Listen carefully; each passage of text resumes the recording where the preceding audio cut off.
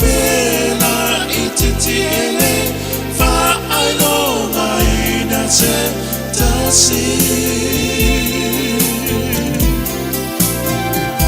ele toi fili se tasi ele tu ama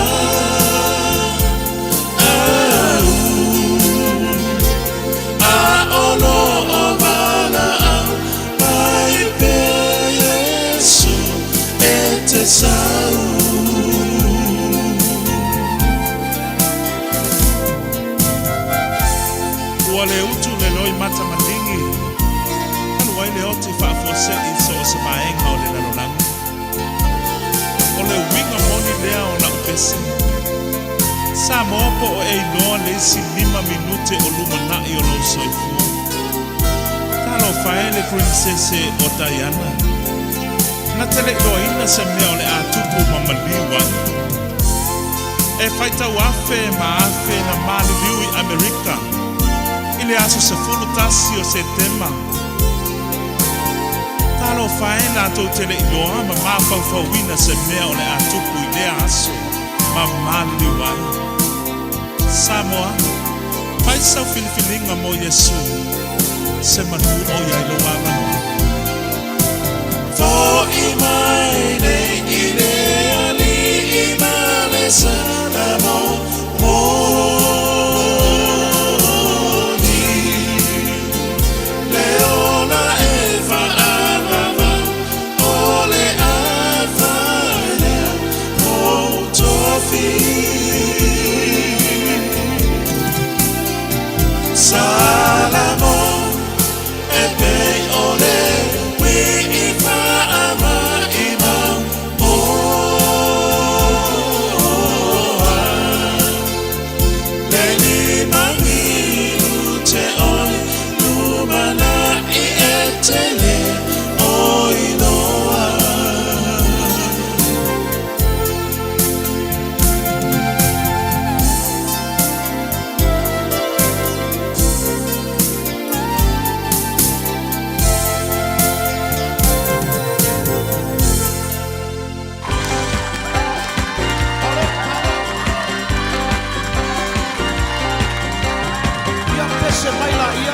O Yesu, ole atua malos. Yesu, le tua malosi, la papa, la tanga. Ao e pule, o lo malosi, le tua mama mi tolu. Sola le fili ile mano se lo Sola le fili ile mano se lo suava O Yesu le tua malos Yesu le tua malosi la papa la tanga lo ao e pule lo malosi le tua mama mi tonu Sola le fili Sola le fili ile mano se lo suava Sola le fili Sola le fili ile mano se lo suava Sola le fili le malos le suafa Yesu O le suafa ia le mama sola e jahono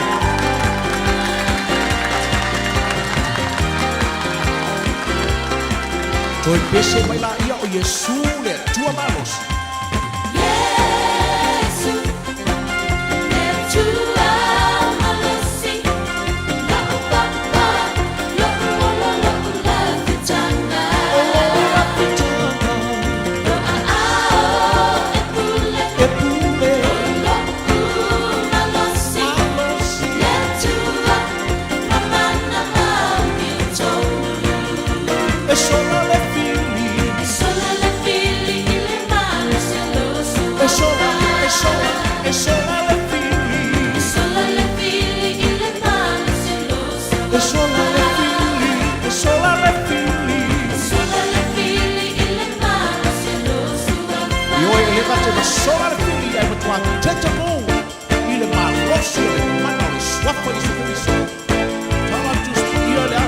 te koso, a pio foi a mamo le tue pei, o lolo foi wafi, le afi le te tau na pua nei e le kalasia.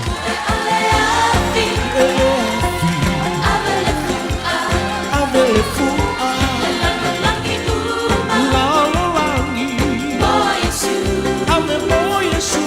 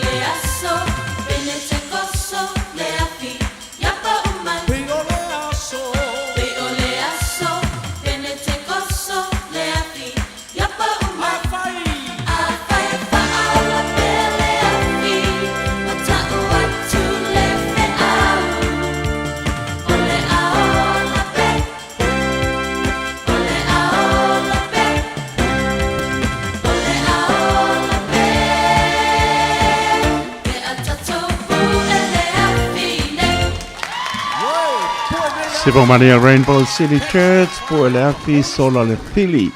Lua su lima pero te ona tala le tulai lima ta lima. So tai foi le mar por kamele penga lawyer pai tu ya leulua ya li o linda wardrobe. Panga so leo tato por klame tani tula e ono.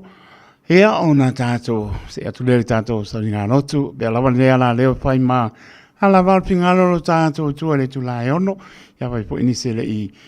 To no fo I pe pale malu ono nisi fo fuanga nisi ngan wenga le sa pe nga ye le mo wai sa ninga nei tai ya tani tu lai ono ta to lo pa sei ya pa pe no fo ia to asin sino le lava I malu ta po I wale ato tol manos ya ono ta lia lava nei pe nga no tu obina tu lungo le ala le radio Samoa ta tai o sa ninga sunga to ine ya Pio ya mai ne karesia PIPC I papkura ba tale tulai ono ya tantono lo mrian mano ta to nei mai ngale pio la sa lo su tasi o te semalu o lo lima le watu peto fas e ona tau le o tato folonga e pe antu matai pe la ngona la ke siano pa tu ne aso fa ta wena so I fu mai le pe Christmas ne aso Christmas.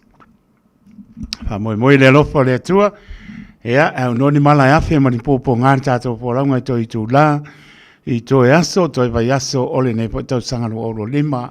I lona angale lei, ma lona alofa e tonu wai. Maua stau zangfo. Tumu pe I whaamrianga I lona alofa tu noa. Ia, wālamara tātou sāmaringa, mai tātou manatua pea.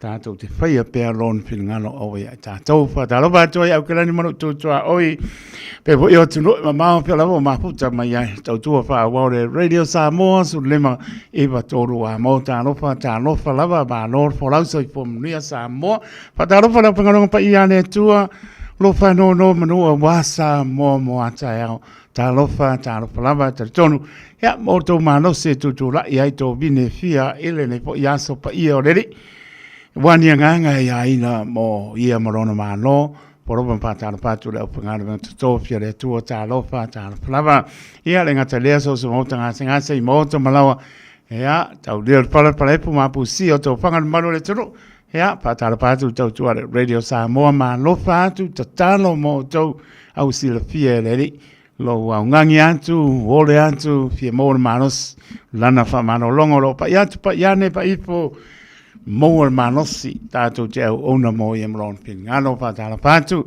pa pen volato o tulio lato fa salanga ya tu mo per file mo le tu musu per on lavanga pa ya fo mai ia ole na lo fa te latu i to mo se Christmas manuia ya manongona i per le lo fo le tono to poto tulio to fa salanga te pa ia le aso fo mai ai po i mai mo ngona sa mo tato vo le li alofa te le atu la to umana mo tuli fa salanga so se ta alofa ta lava na yalum fa nau ya o amalo lo mai malo tama tene ya na pa parina o se matango fie pe pe ona tau silia se mesili ya wa lava lo sa i lo tama mo tina a silio na sa i le tu e o le mata ya te mo ai mesili le alofa le li ya malo le on sai ya malo fo le pa pani ya to ya ma tu na to ya onga nisi o lo pa pe nan pa o ina pe a onga ya me se lo mtanga le pa mo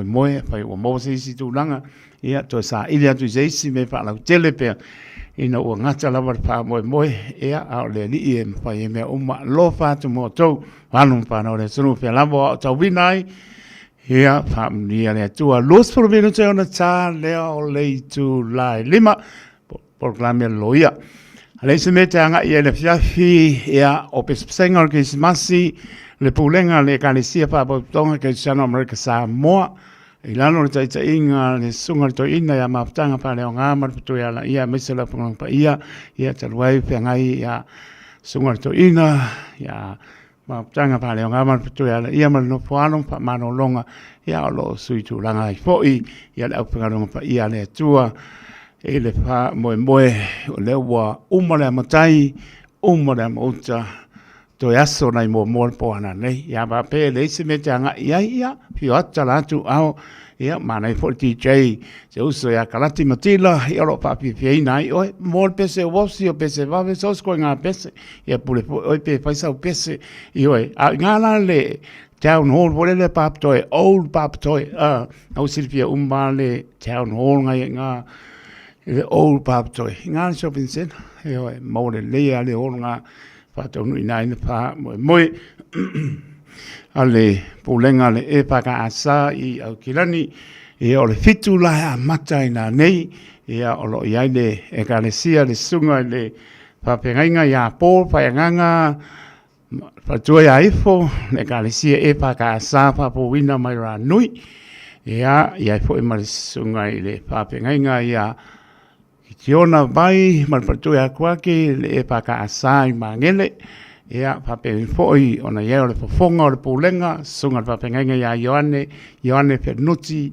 ia mal patu ya paulele e kalesia pa tonga ki sana America Samoa i o tahu ia pape foi sunga le papenga ya Rosio Mikaele mal patu ya mai toa e paka asa i papakura ea male kalesia sunga to ina ya lo fengai mano longa ya lo yesunga ya o lo penanta ina fo ile ngan wenga le paka asai wiri ea o le polenga na ya kilani e paka asa o le fitula a matai pes senga ya le ai se mete anga ya o kia roa le wala ke o ia ka pali ai ma ngai halu anga ia tuinga o ngale town hall i papa toi o papa toi ta no le fitu di oflom ga ko anu lombe senga ea o le fongol pulenga sunga va venga ia Ioane Pernuti ia amal pertuia pe lele ia o ia por pata mal lo a fono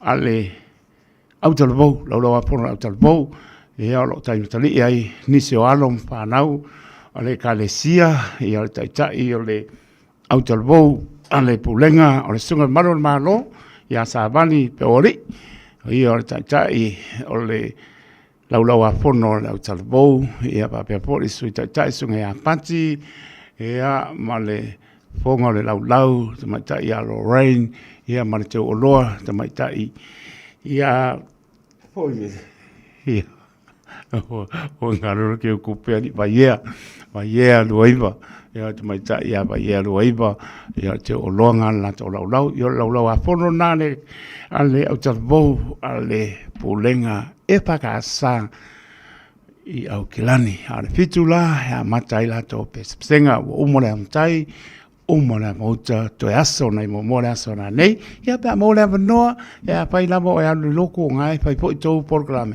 ia le se me au la to po ia ngai fe o so le se me ia le la se me ia si pangero i ngāre town hall i old papatoi ia lo patonu inai pesenga ale pulenga e paka sai o kilangi o le toi aso nei momoa le poa na nei le tu lai fitu ia matai mo le nganga pa lolo lewa so fitu minuto na tala le tu la lima ia ta lima ta se atu proclame ale loia fanitua ia lolua ia li o Linda Woodruff patalvatu ia sin le mo se onto atina lo salia kalo fai ma no lava le map mai ia me la to umo lava o lo lunga o le apia polinga ia ma no lava papte tele lava suenga polo ye apa masanga halofa te atu ia paptai o lo mai mo mai la to I fe sole polo ye I vai pua sa lenga I savai paptai tele lava ia mai lo fatu ia loli suenga polo ye I vai pua sa lenga I savai paptai ia manuia fo ne fiafi pa pole atali ia miss Yang seli I au kilani ni sila mora te fo ala fanga ia loli suenga polo ye I le fianga vai pua sa lenga I savai o tele sla pai ia manuia fo o to u malava o fa ponga mai atunu e fia sa mona lua ne atu pasifika so se atunu urge lope manetu ia manuia tele kresi masi maritau sang fo mori atu le pulenga le radio Samoa su lima iwa tolu amo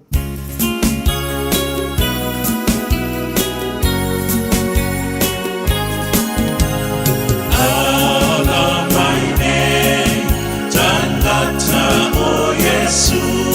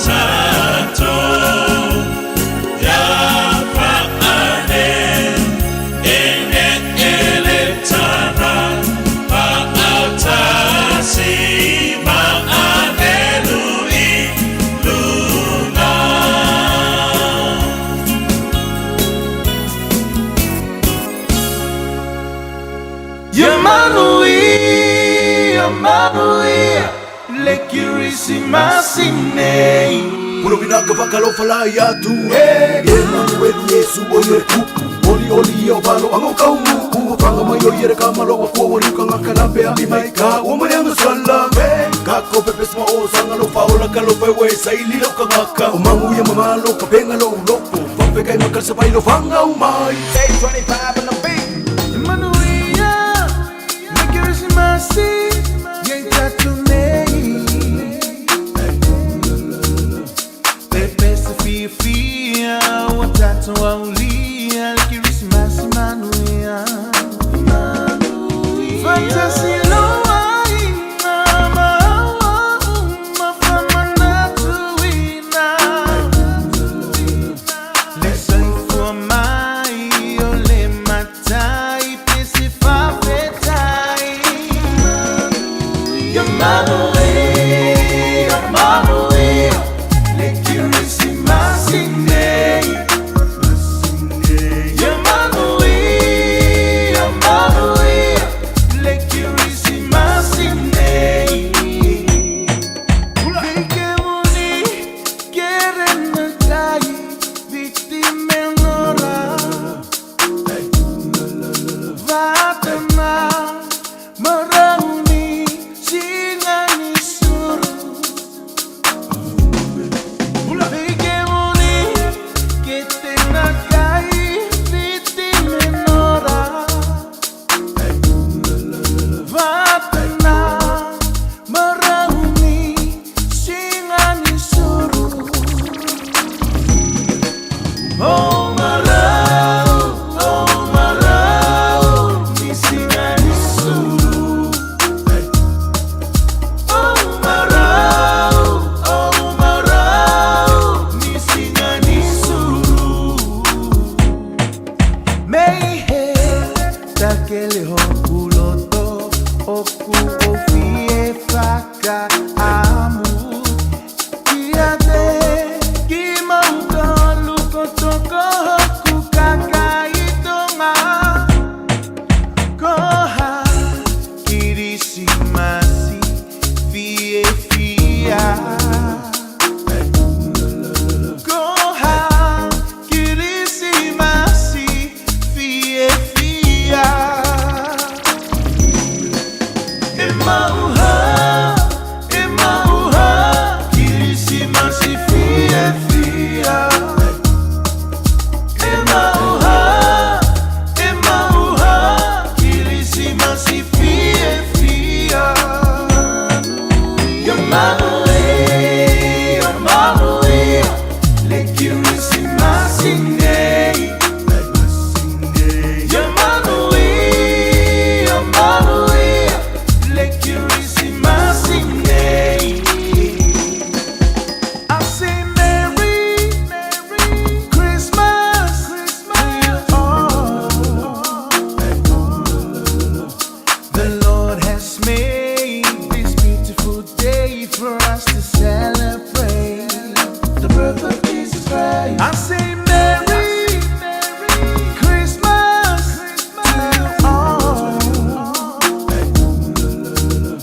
The King was born, He is the Lord of Lords, the Master for our souls. Emmanuel, le Christmas name. Emmanuel, le Christmas name. Emmanuel, le Christmas name.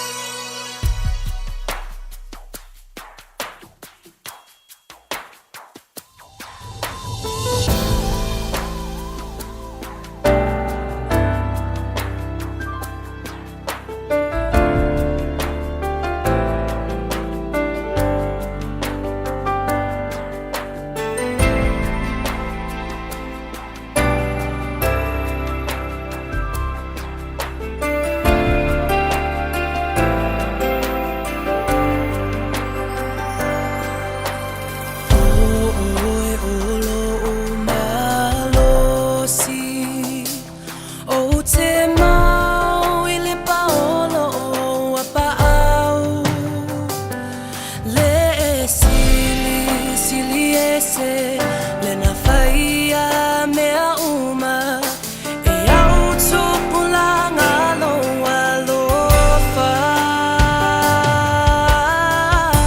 Sia e o uma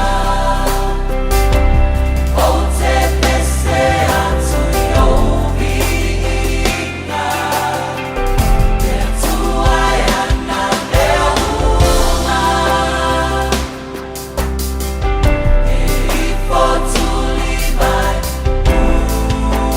uma tau tau e lau lau whaima e paia e mamamu Yesu e tupu e paavavau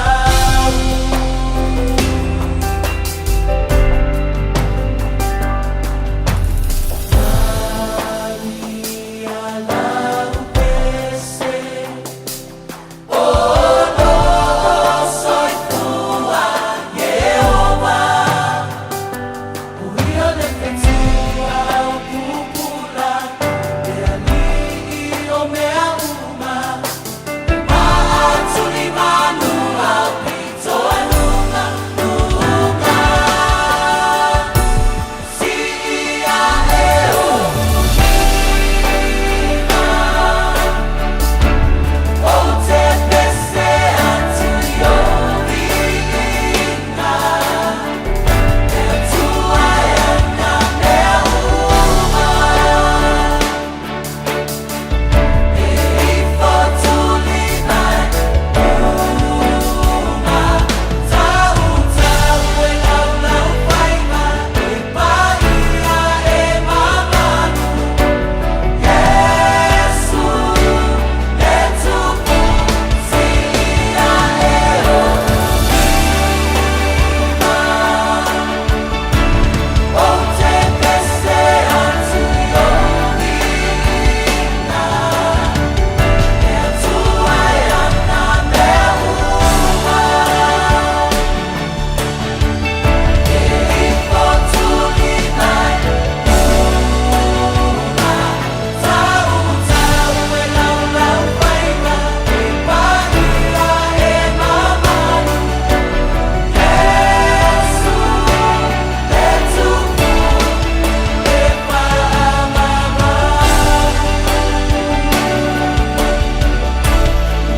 e paavavau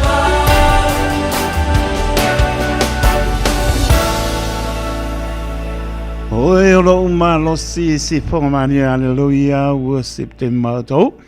Fitu mara mirutu wate ai le tu lai lima tau tua de Radio Samoa, so lima iwa toro a mo, lewa tau manisa le whianga loia, paritua ia lulu ai ali o Linda Woodruff, ia wafoi mā por kamera nei tau sanga atoa, ia ta tonu family foi ia lau whaaponga ta puai, ia mese o le te leo ni meo so ne foi nei to mani ia mese foi shonani ia Collins ma le no fuano, ia mese o le whaamatala ina ia mana malama, tātou sāma mani i lunga le leina, awani ia whaina ai tātou mo lumnai, ia o tele lava o tūlanga o lo tātou ia pela no whai atu, mātango fia lava le tāo fio i umai o mea nei, ia mtātou anga e tuai poli whai ngon nei tau sanga, ia la sau noa tua, ia o ia i niana whaamnianga, ia ma le taimi o la atu, ai poli maa porklame, ia ma le toi poli mei poli taimi o luma, ai pāpatai tele sa moe lau whaaponga mai, ia mese le talia ino le fionga lo ia, ma le whaatau waa le au ona, tau tua le Radio Samoa nei tau sanga atoa.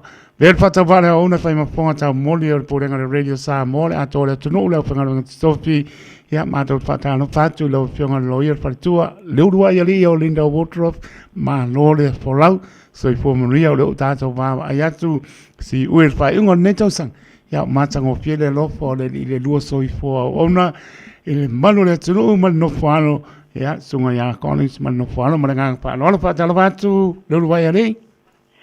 Ia e whatalo whātula o whionga taito, e whatalo whatu fo i le au whafonga i le nei a fiafi. Ia ai mai se lava ia sunga whawhiangai ngā sa whiangai fo ia ma tiute i le nei ia sa. Ia ai mai se lava fo ia tātou tangata umalava e whafonga lava i pokalame i le nei tausanga. Ia ma vili mai fo i whai mai ni whautuanga pe vili mai fo i whai mai ia ni fesili. E whaftai ia e whanai e tia lo ta isa tangata whatau waa. Ona o le nei whamanuianga tau te vivili ta maa o le langi.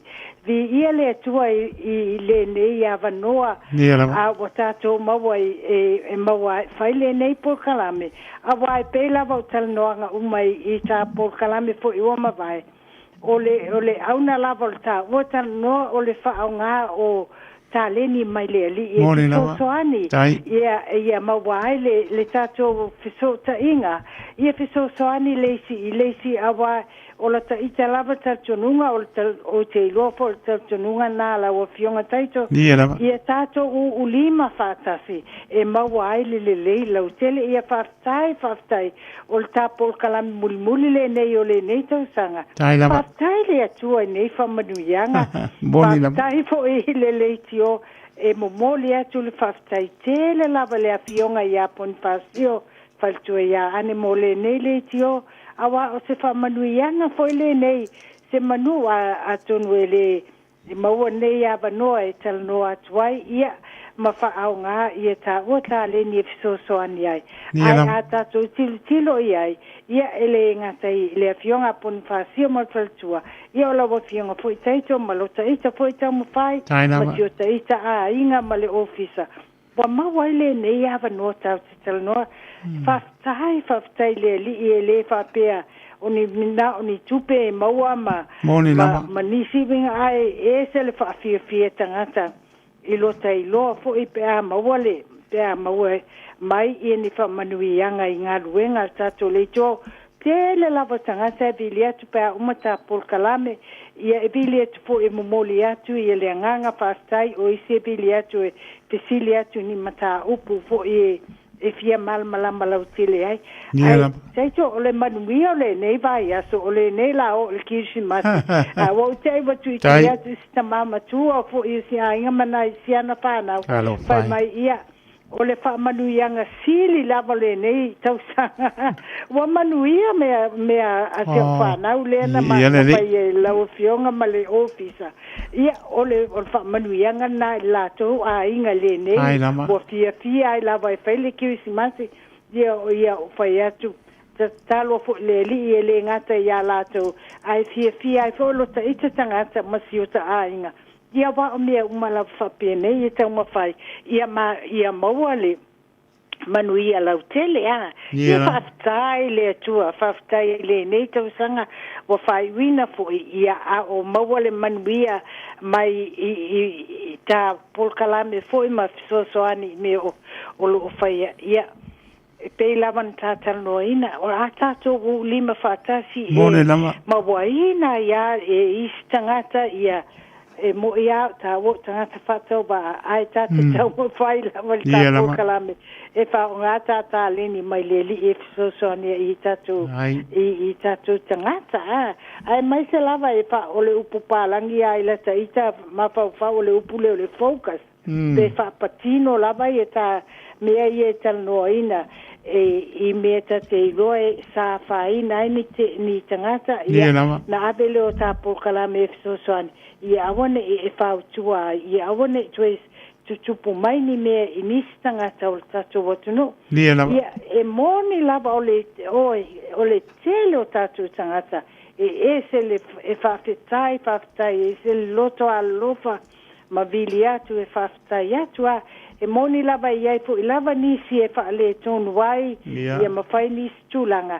ia au tātou wōlanga ma le tātou pi tanga ma le atua awa tātou tilo i me whapena ma ai tātou tilo i luma ma tātou vai ia tātou lea e lima whātasi awa o whautuanga fo i tangata e abatu i lota i tangata ia ta talnoa mai lava i ai o pātu ia faftai mo le na tal no mai le fo o lo ai fo le si mele te tau na fai ma le fa pena ta o le mo o le ia ma la bo tanga te mo io me tu la fono e tal noina ia ai a fo a le tele la vale vili atu mo faftai atu le ile ta por kalame ona o le fiso soani o me fa mai o le me siliana na maua ia elato o le whaingo fio ta por kalame fo ilea e ta watuai me te tau na whai. Ia na fo soani ia il tele ola o tatu tangata ia tau te vi ia le atua o le mea mua lava le sa tele o le vai I tapol kalame I sa ta wai I tato tangata vai a ta ofi o to leo I le awala awale I o fua I se me fa I tu le leo le motino tato fa alo I oe awa na batula ye o ye la I oe I se tali I se ngana fa pesan ye mai leo ai no fo leo matusi la o le ho I oe mai o leo fa o le mena na fa ai le ai o le I el Samoa ia na te fi na waia o le me e pe ela titi le tele o tatu tangata o le wa manuia o le to fa nga o le tele tatu tangata e watu pepa I lo wa tangata e o tangata Samoa yo I leo mate ia wa la I me fo ia e fai lungo la wala ia o isi me tapo kala me le tele manuia pe ona o ta wo foi le vai son te nei faftai le li isto isi a inga na o atu e faftai atu alo ia ona o manuia me fa na o ta mama yo ta mama tu ta lo fala va ia o mama lingi o lo mata na o ese awa bota I lo ala fa mai ia o le matua I fa manuanga sili le o mato mo mo nei ki si masi o ma faiona o ia le wa fai pe panu fo mau se fa na ma ele me alo porque si mas io na o le tala na fai atu ia ai fa ia na o atu fa fitai lava oi ta te vi ia le li wa o me lava na wa ta o por kalame mental immigration e pe lava na o ta bo tele fa tu muine na uniform so ai a fa pala ni a te tango lava fa nga uma lava lo tele o meta te lo e pui ai o langa o tatu tanga te tu la fono o te fa nga ina ia me tu la fono lo langi masaini ma fa nga ina international laws conventions mameto puipuinga o ai ata o tangata human rights ele oni mena ele fa pe o fa patino mai lungo tulafono au tangwa via fa ngale lo pu le o tatu fa ngale mele musunga le li common sense na la o le mena le tele ai manuia mai ai o tatu tangata elena tatu tangata poi ona isi tunu le tamu fai mai ia le tamu fai ia le lava manuia mai lava ma fatai le li ia o isi mata upu sa tamu fai lava ia o le tamu fai atu tangata matutua e fauto ina sa tangata wa Tailo ya we awa we na bola e ai fato ia tele lo ni meta ni really ya Dale lea e fa pe tu Moni lea sa no tu ia le la bota I lo foi ia malesi mea o le tele o bili tu se pala ni tu si foi nai me o lai lo e pala ni lai tu si mai le I tu la fono ai ai lava me tu tawon tato fa pipi ai I me ni really awa umale o lo tanga tamatua ele to ai ele anga le femisa I tu lo lava ele taimi o lai e mafati ai ia mai sili ale tu sila ai mai se lava la me tato wanga no o vai le lo e palangi na me ia ole na la le ala vala te mo fai la e tusi me e faftai fo le tele io nai tata mat tu ala wo atu ia ma tel no la la me tusi e la lo ia ma te so ni e me fo ia te lo me e un haya tatu Samoa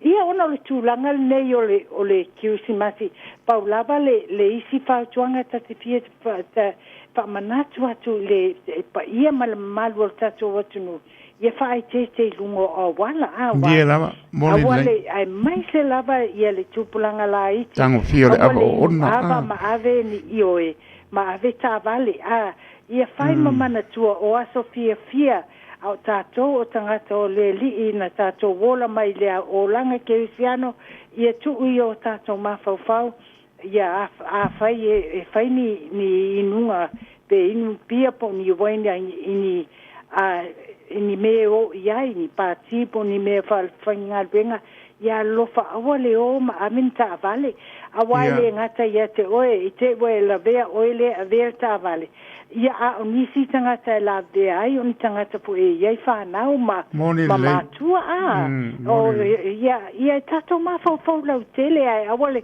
ma fau wana o oe pa sa fa e inu ni ama me pa pena ia lofa e sili le tutongi e bili se upa wa tai loa fai ngofie na bili upa le wa tai loa fo ita whaunga e vale ai ie tau ngofie a o le si me ita te whau tua ina lava o tupe toe maua ai le toe maua tato wola pe a tui whalwe lave io e mai se lava na isi fo i a inga e mawhatia e manatua po ai lava le si o la e mawhatia ai ia a tupu se whalwe lave i lungo a wala ia o tangata pe tangata ia matua whanau a inga lautele e a whaina umane tangata a ia tato manatua nei mea awane i ne tula fo ina ai mai se lava le taimi nei o taimi o le tele a ia fianga fo ia e whai a morning nei ia bo atu fo la wata vai fo ia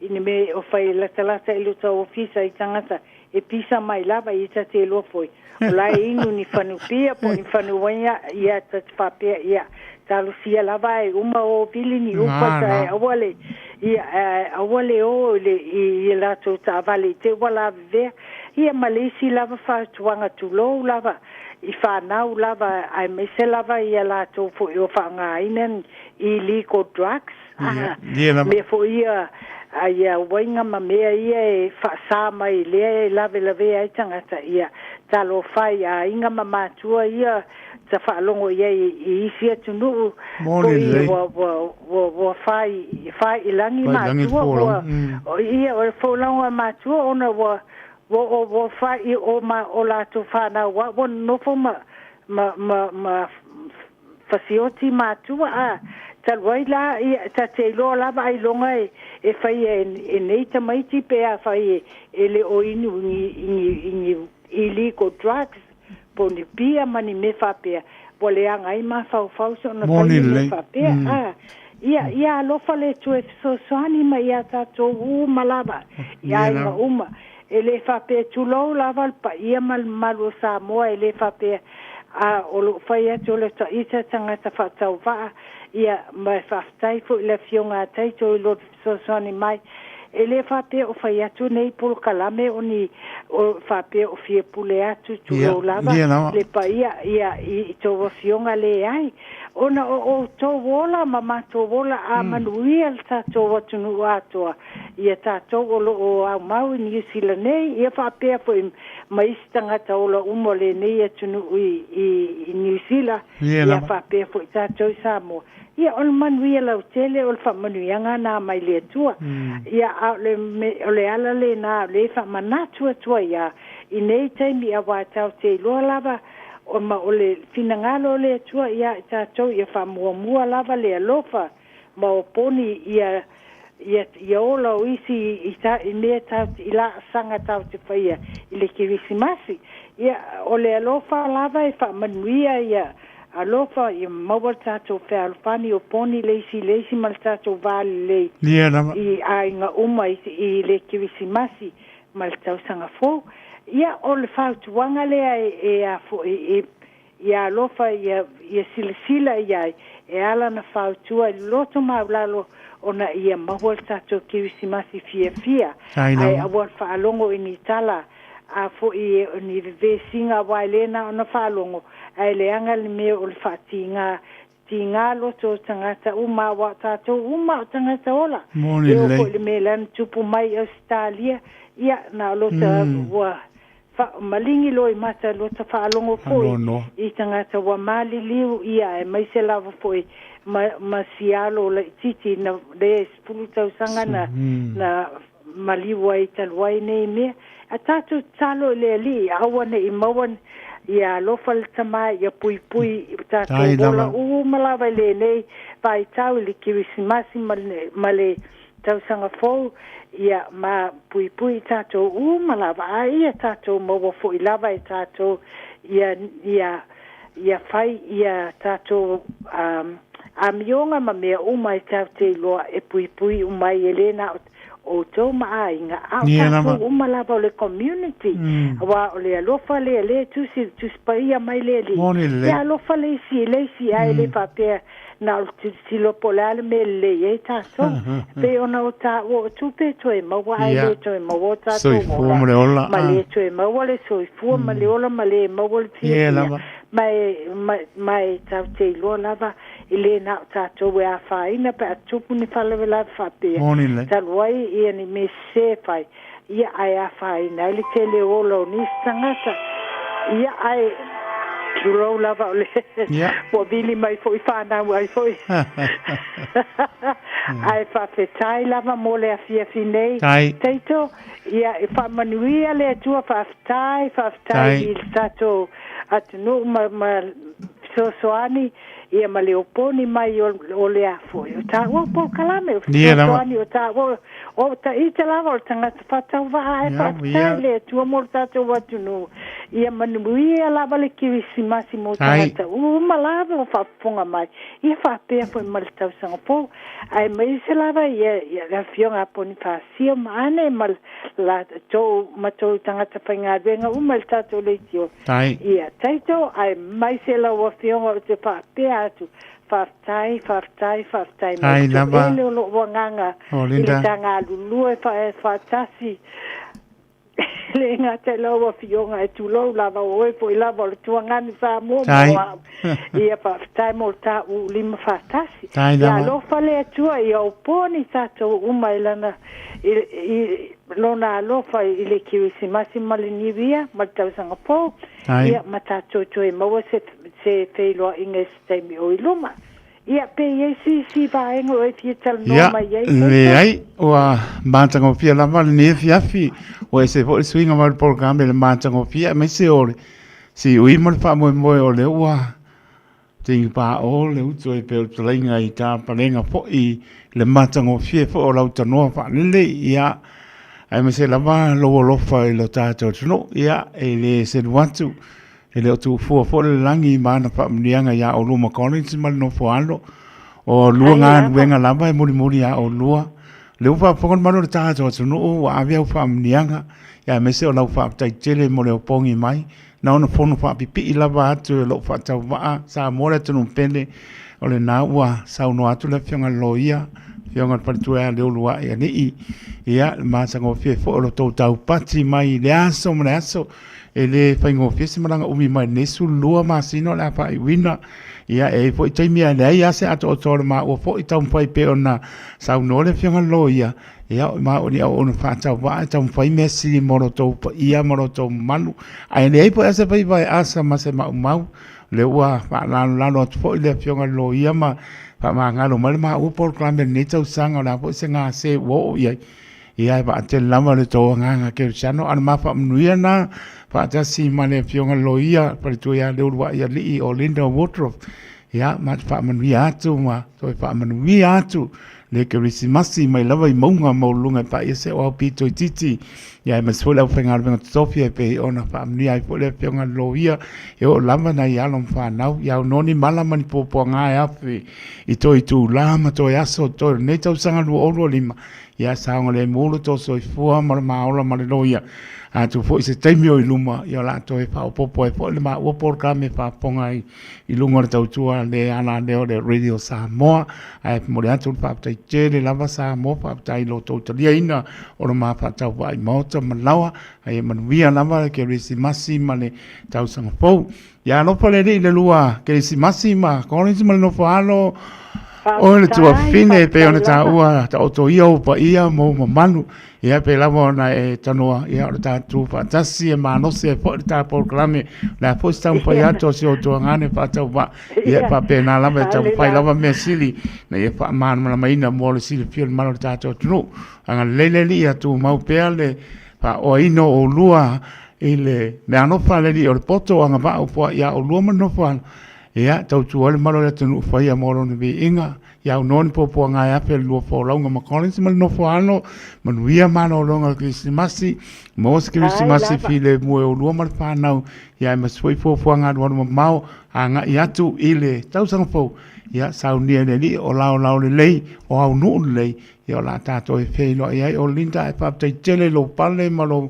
on sa ia ta por krame mo ni lava e a foi tu la o te le nei taimi wa o foi na mai mo mano ta to no mo taimi nei a lo fa tu mo lo ma con mal no fa lo mon via tele krismasi mane tau sang po linda lo fa tele atu ia la fa tu sau no anga moli o linda ta ta ma vai fa tai ia whaftai lo fionga taito e whaftai fo e whangai tia e lo tangata whatau wha ia le nei ia wanoa e mai se lava fo i le ulima whatas malawa fionga le tuangane tulo lava lo Ia pa lava. mal ia mal tap so soani lava tu whai fo i tamanatu me Tai. ia whaftai o lo maua lava ia le avanoa ai tato tu ule tua i o tato ola tato soi fua le nei vai i vai le vai te milki Ai, simasi lava. ia fa manuia mau poni tato lon toto pa ia molki simasi ia manuia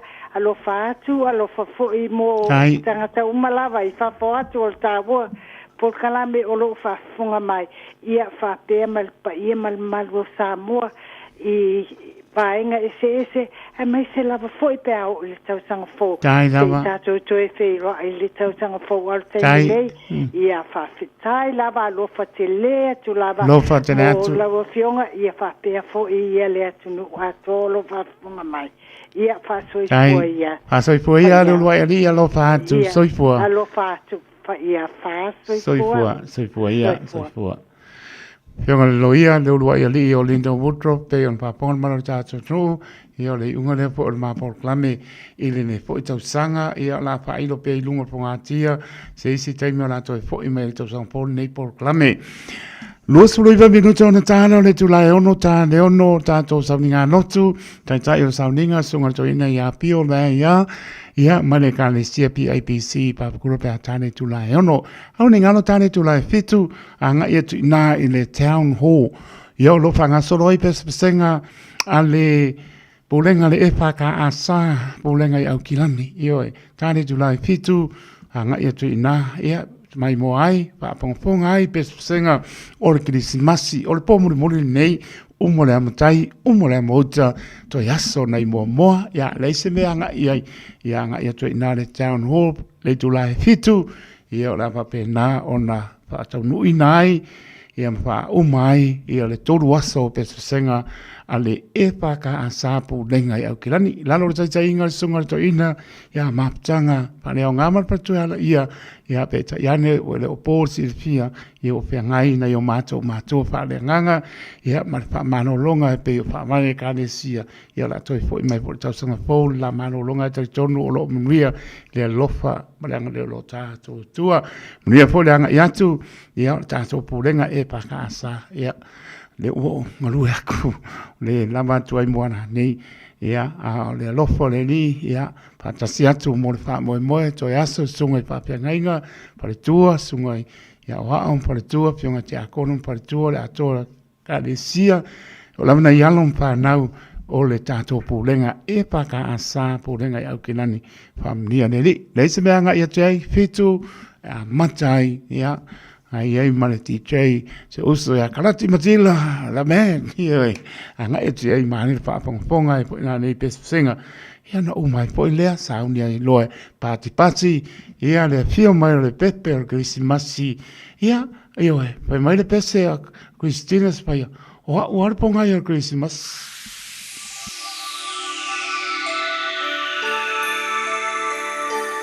Why, yeah, tanga sala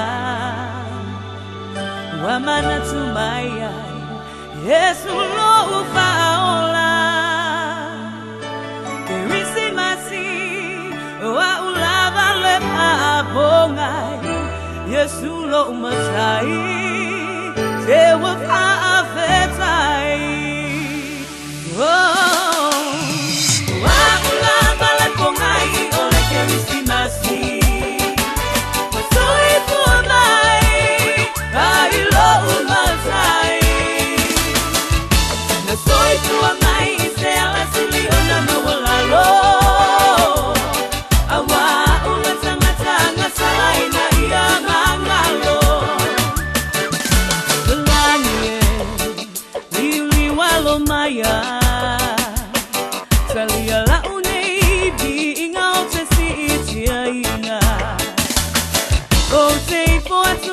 Manu ile tupu otupu oya ole filemu oya ole loko lo patunoa oliutino tangata awa unile tangata na no fosala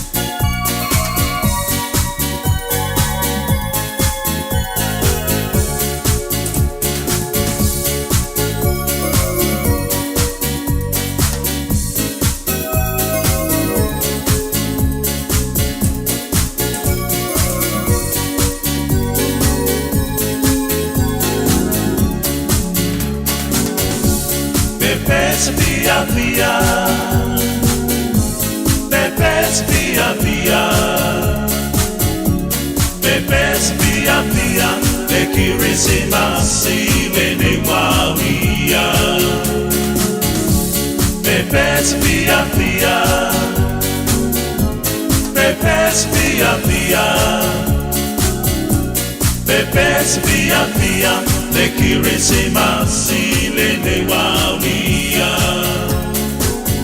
Manuia le Kirisimasi, Manuia le Kirisimasi, Manuia le Kirisimasi, Manetau Sangapore.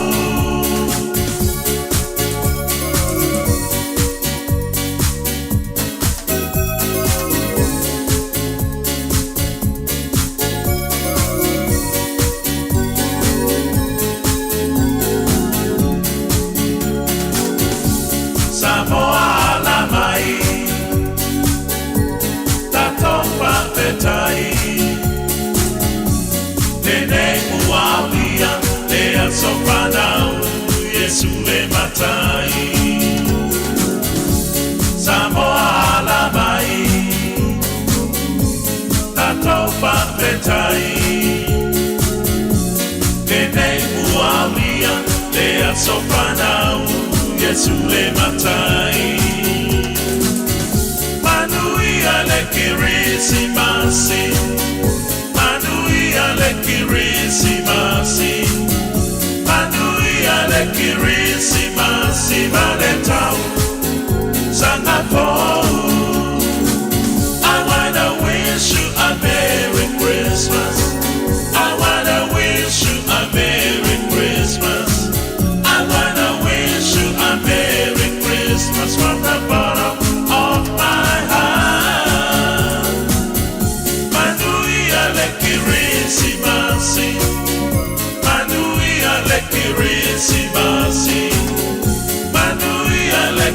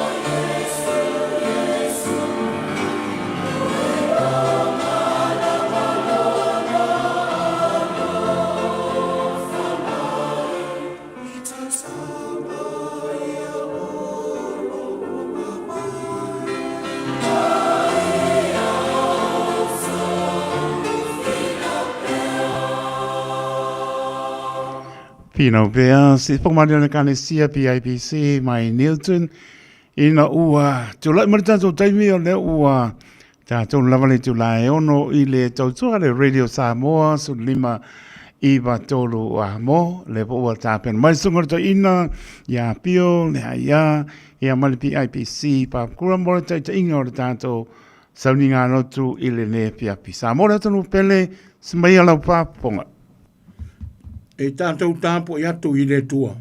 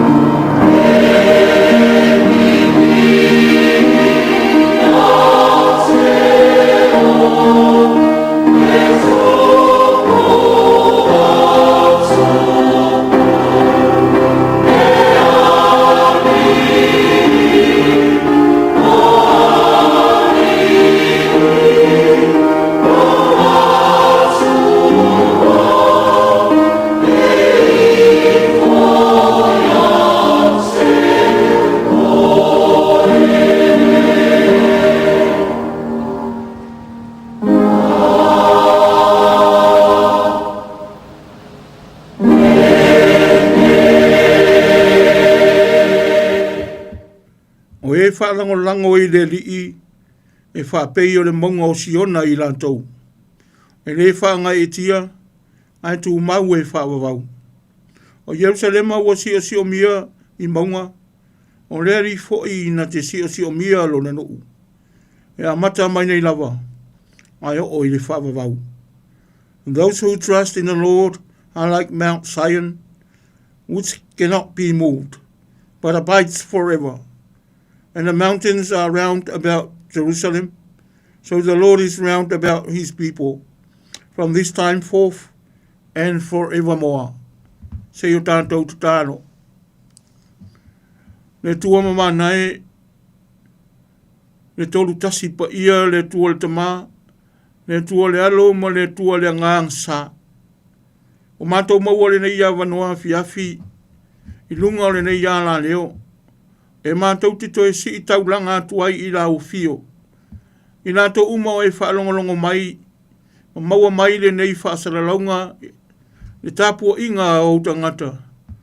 A fio mai roa nganga pa ia e taito ruaina i mātou umalawa. ina ia mawhai na mātou whaia le nei tāpua inga i le mi ngāo ma le awa e te tauai. Ia awase vi inga o la au fio. Ona o ke viso e ala aila mātou tāro o mātou o le mawala au atua nei. Amen. Tātou vi i le pese o saunia.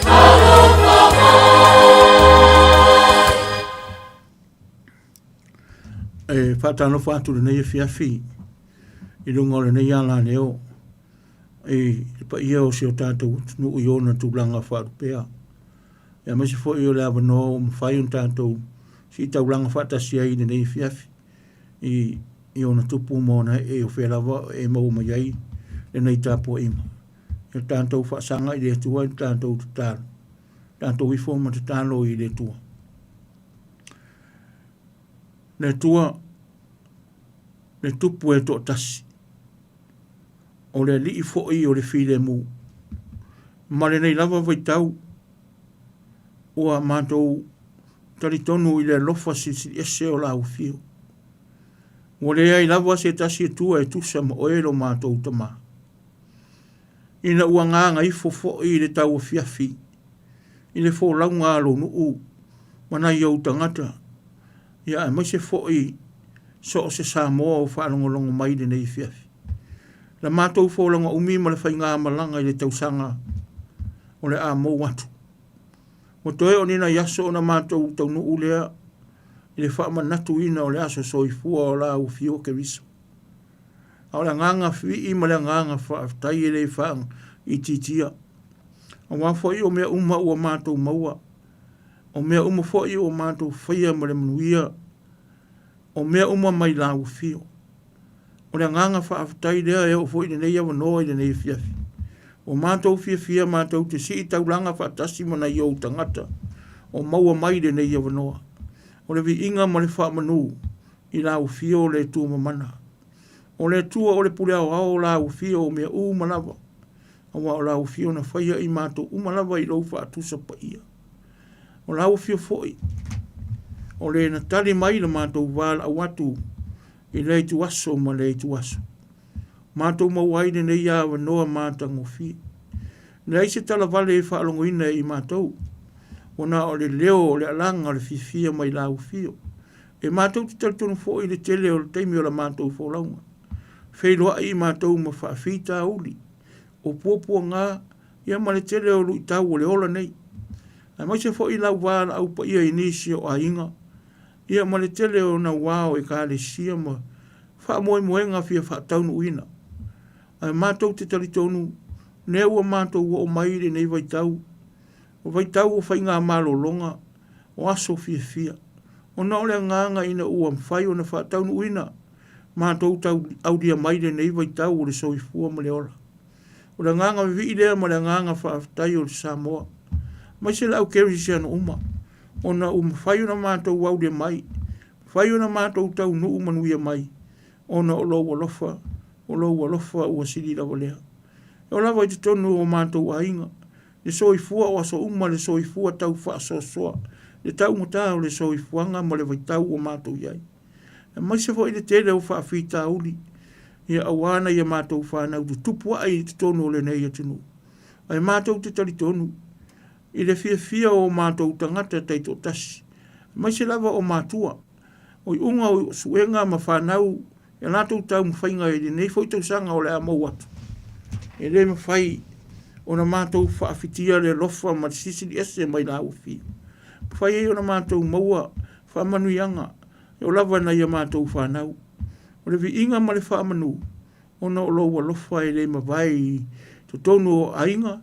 A mai se loto i whale o mau e kāre sia te tasi. O le nganga lea mātou te mita ai ma fia. O loo iai so mātou utua. E mātou te whaalango lango iai. E tali i lo mātou manao. Le ngā lala i le fia ai ma le fia inu. A mai se o whaamanuianga. Whaamalo whaafitai. I me umaua e whaia i lo mātou ola tama. Le nganga pa ia fo i o lau fia o le na muri tai ia i mātou. I la mātou fo o launga uma. Umi le nei fo tau sanga. O mātou au dia ai le anga le rei ma le lofa. Ina yaso o troe o le nei fo tau sanga. Ia a mai se fo i le soani a ua fionga pa ia le tua. Ta ia la ina i a fionga mātou te whaita wina. Ia mai se lava le wha o tanga ma ia te oe ke riso.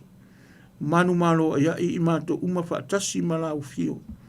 Ona o lau fio ma le wha o tanga mo i mātou lau whanau. Ia fo ia le vi inga ma le wha manu ia te oe nei se ia o i le wha vavau. Wha vavau lava. Tama, wai sida fia o mātou tangata. O i mātou ni tangata e le ato toa. E mātou te taritonu e tofu le tangata ma le suafa. Whapena o mātou whale tonu le vano nofo le tasi i le isi. Mai se fo i le vano nofo ai o i mātou ma lau si le whanga pa ia lo mātou utua. I mātou o le foto le anga maa se sei. A ua mātou vana au atu i lau fio mātou te valu valusia. Rau fina ngano pa ia se mata o le toto lo walu pele o Yesu Keriso. Ina i whapeo na sausawina ai i mātou u malava. Whata ele na iso mātou ele aro mātou tama. Ia wha ofuina i mātou ile ofu le loto wha mangalo. Ina i mawhai o na mātou wha mangalo atu, wha mangalo mai, wha mangalo ane. A wā o le soifua lea na soifua ai Keriso. Ua mawhai ai o na wha mangalo ia i mātou o tangata ngasala. A mai se no mātou tino moni i lau fio i mātou ni tangata e se mahanga salapea i au ruma. Ina i mawhai o na mātou salamo moni. Ma mātou ese mai le loto o le angasala. Le pōngi sa. Ai mātou atu i au ruma i le malama le mamoni mai lau fio. Le tua lo mātou tama. A lofangia le mātou whaasifonga i le nei e fiafi. Nai au tangata. Samoa mo se o mātou watino. Se i wha ngalo i mātou taito tasi. A mātou te talo i nei e fiafi. O na o lau fio lava lo mātou utua. O le tua e tali o mātou. Langona e tali i la mātou wāla au atu. Mātou te tali tonu. Wa e sila fia se o mātou watino. O se atu nuu sa iri malo. O se atu nuu fia whai manuia. Mātou te talo i lau fio. Mua ina i o mātou mātua mātutua tua a sina. Ta māmatina. I lātou a pula la ngoto o lo lātou soifua i tino. A lofangia i lātou malava. Ina ia maua nisi yaso se tele. Maua nisi tau sanga se tele. Mātou te ori ma fia ai le nei lalo langi lo mātou utua. Le vāno nofo fo i o mātua o le tamāma tina. I loto i whale o a inga te tasi. Ina ia mawhai o na maua le whea alfaninga. Fe tau si ai. A lofa le tasi i le isi. Ia aua le whea aina i lo mātou tamā. E mai se fo i le mafutanga mātua ma whanau. ina ia loto i ai ke riso i te tono o ainga te tasi. Ina nei vai tau o malolonga ma vai tau o le fifia. Ina ia wha pale mātua i whanau. Ia mai se fo i o tūpulanga ma whanau. Ina ia usi tai ma whalongo i mātua. Lo mātou tama. E kāre sia te tasi. Alanga ina ai upu o le ola. Ina ia alofangia e oelo mātou tama le au whai ngā ruenga tala wha auto. Whelawa le whata whai taulanga. Se e alofa ina anatou ngā ruenga. Ina ia taito rua ma ina tau. Ina ia mana me uma mātou te whaia lo mātou utua. Alofa ngia na ia o tangata. Ina ia mwhai o na maua ina tau. Ia le malosi. Le whaatua tua moni mai la ufio. Maua me tali ai o lātou na ngona ma o lātou manao. Ia mai se lava le taunga tāo le so i fuanga. Mai se fo i whanau le nei vai tau i whai ngā malolonga. Ia maua le malosi. Maua le ola fau. E toi ti mata ai le upenga i le tau sanga fau o fori mai le lumanai. Ina ia maua pea le so i fua o ina. Ia awa na ufio ma lautala le lei. Alofangia fo ia le au whai ngā ruenga i lātou o loo whaia le whatu a inga tausi. Maua ai tupe tausi ai a inga i te tono nuu e ka le sia ma a inga. Ia maua lo lātou malosi i lātou ua malo lo mai le nei vai tau. Mai se lava i lātou o ngā ruru pēa. Ia maua lo lātou malosi maua le fia au na matautua. Awa o le whina ngalo lea na sau noa iai la u fio ke viso. O le he siri o le tangata au na matautua. Ia maua i lātou le fia e tautua i ainga. Tautua i ngā rurue. Ina ia whao ngā ina tā reni matofi matiute mai la u fio. Ia la mātou te talo le nei fiafi. I lātou uma o fia maua lau fiso soani. Ia alofangia, ia whaleo nahi o mātou tangata mātutua i tua āsina sina. I lātou o whaita po inga whatasi mai le nei fiafi. I toa tū ngā o mawhatianga o le tino. Ia mai se fo i so se maonta ngā se ngase. I lātou o whata o talia i maonta malawa. Ia fusia whatasi i lātou i la mātou te talo. Whatau anau i lau fio o oe o le fō mai siri. Ina ia pa ia tu pa iane o au whaola ia i lātou umalawa. Ina ia maua le toa fia malie ma le toa fia ma file mu mai lau fio. Whawina le ola ma le manos. Ia mai se fo i te tono ai o whale pui pui. I lātou o no fosala ai i mātua. Iuso matua whawhine o whanau. Ia musu ina e lo lava nganga e lo le muta anga leo le soifua ma le ola. E fōtua i se tai au fōu. Wana au fio ma lautala le lei. Le au suru whai. O nai whanau mātua oti. Ai mai se lava a inga o lo iai lau wala au pa ia i le nei fia. Mātou te talo i lau fio. Ia iai le ngā ruenga wha mawhana whana o eta mā.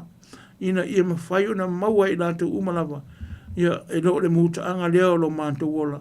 Ai mātou te tausini o pea. Awa le nuu le leiu o uma na saunia e lau fio mo le au whaatutua. Ia ai mai se fo ia te nuu vātau. Ia ai mai se o atu nuu pōngisa.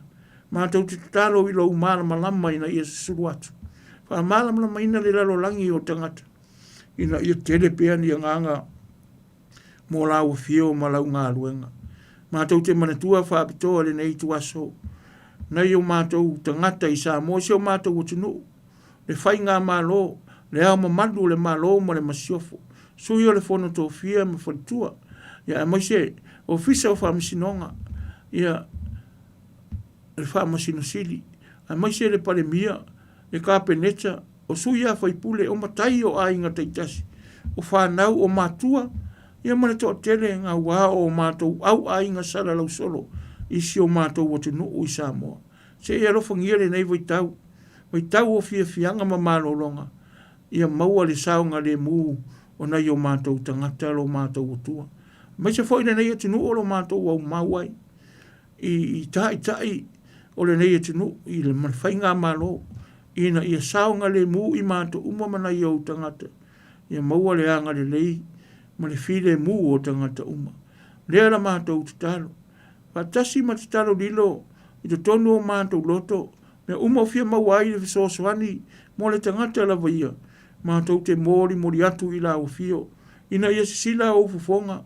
Whaia lau lava fina ngalo. Ai aua so mātou loto whatau anau. Ona o ke viso e ala ila mātou tatalo, mātou ole ma wala au atuai nei. Amene. Iau tātou tu e vi atu i le tua i le pese u saunia.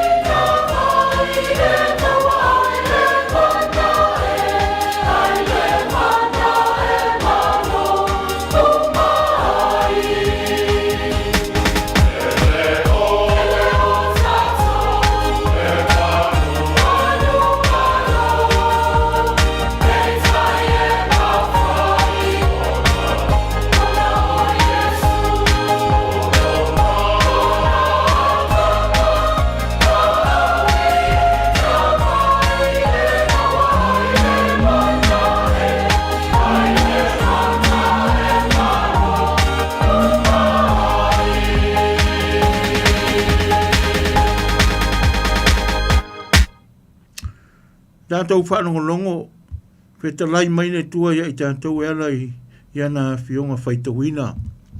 E tusa ma le whaasino tusi po le tusi whaitawaso a le kālesia pereperane. O nā uwhaa o ngā ina tusi mai le tusi al pereperane.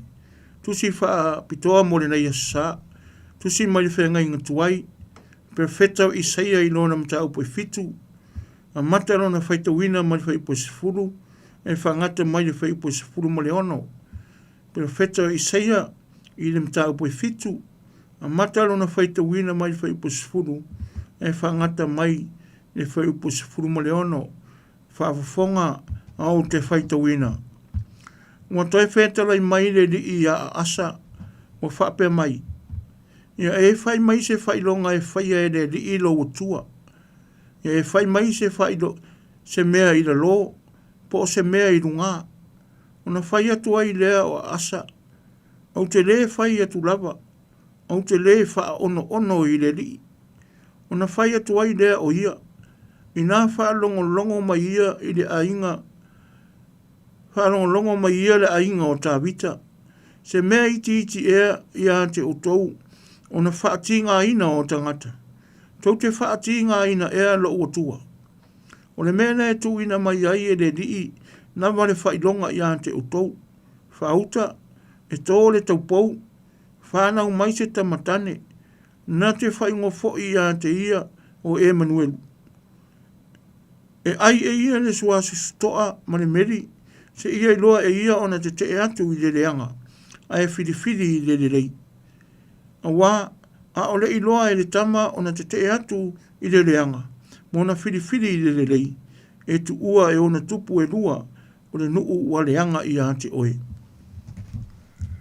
Tusi mai le whenga inga fau, e wangaria na whamawina e mateio, i lona mata upu mua. E amata, a lona whaitawina, mai le whai upu e se furu mara fitu, e whaangata mai le whai upu e lua se furu mara lima. Ngaria mateio, i lona mata upu mua, se furu fitu, e amata ai le whitau, ia e whaangata mai le whai upu e lua se furu mara lima. O le nei, o tūpulanga uma e apua mai a apera amo, e o ia tā vita, e se furu male wha ia tūpulanga. E apua fo ia tā vita e o le tā whianga i Pāpirania, e se furu male wha foi ia tūpulanga. E apua foi i le tā whianga i Pāpirania, e o i le keriso, e se furu male wha ia tūpulanga. Sa whapea ona whanau mai o Iesu keriso, sa whauwhautane lona tina o Maria ia Josefa. O iloa ua tō o ia i le nganga pa ia, a o lei whaatasi i la ua. O Josefa foi i lana tane, o le tangata mi o tonu ia. E lei loto foi o ia i na whaamasiasi i a te ia i luma o tangata. Wa ia manatu e whaatea le mu i a te ia. Au manatu natu o ia i nā mea. Whaauta, ua whaari mai i a te ia le angelu o le rii i le miti. Ua whaapea mai. I o se whae na ata rii o tā vita. Awa e te fefe. Ina au mai ia i a te oe o Maria la wawā. Awa o lana tō mai le nganga pa ia lea. E whanau mai e ia le tamatane. E te whaingo fo i a te ia o Yesu. Awa e whaola e ia lona nuu. A ia la tōwang sala. Wa o nei mea uma. Ina ia tau nuu aile a fionga le rii le perfeta. O whape mai. Whauta. E tō le tau pou. Ma whanau mai le tamatane. Nā tau te whaingo fo i a te ia o Emanuelu.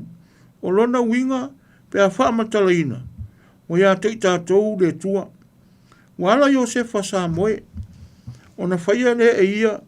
E pei o na whai mai ai. I a te ia o le angelu a leri.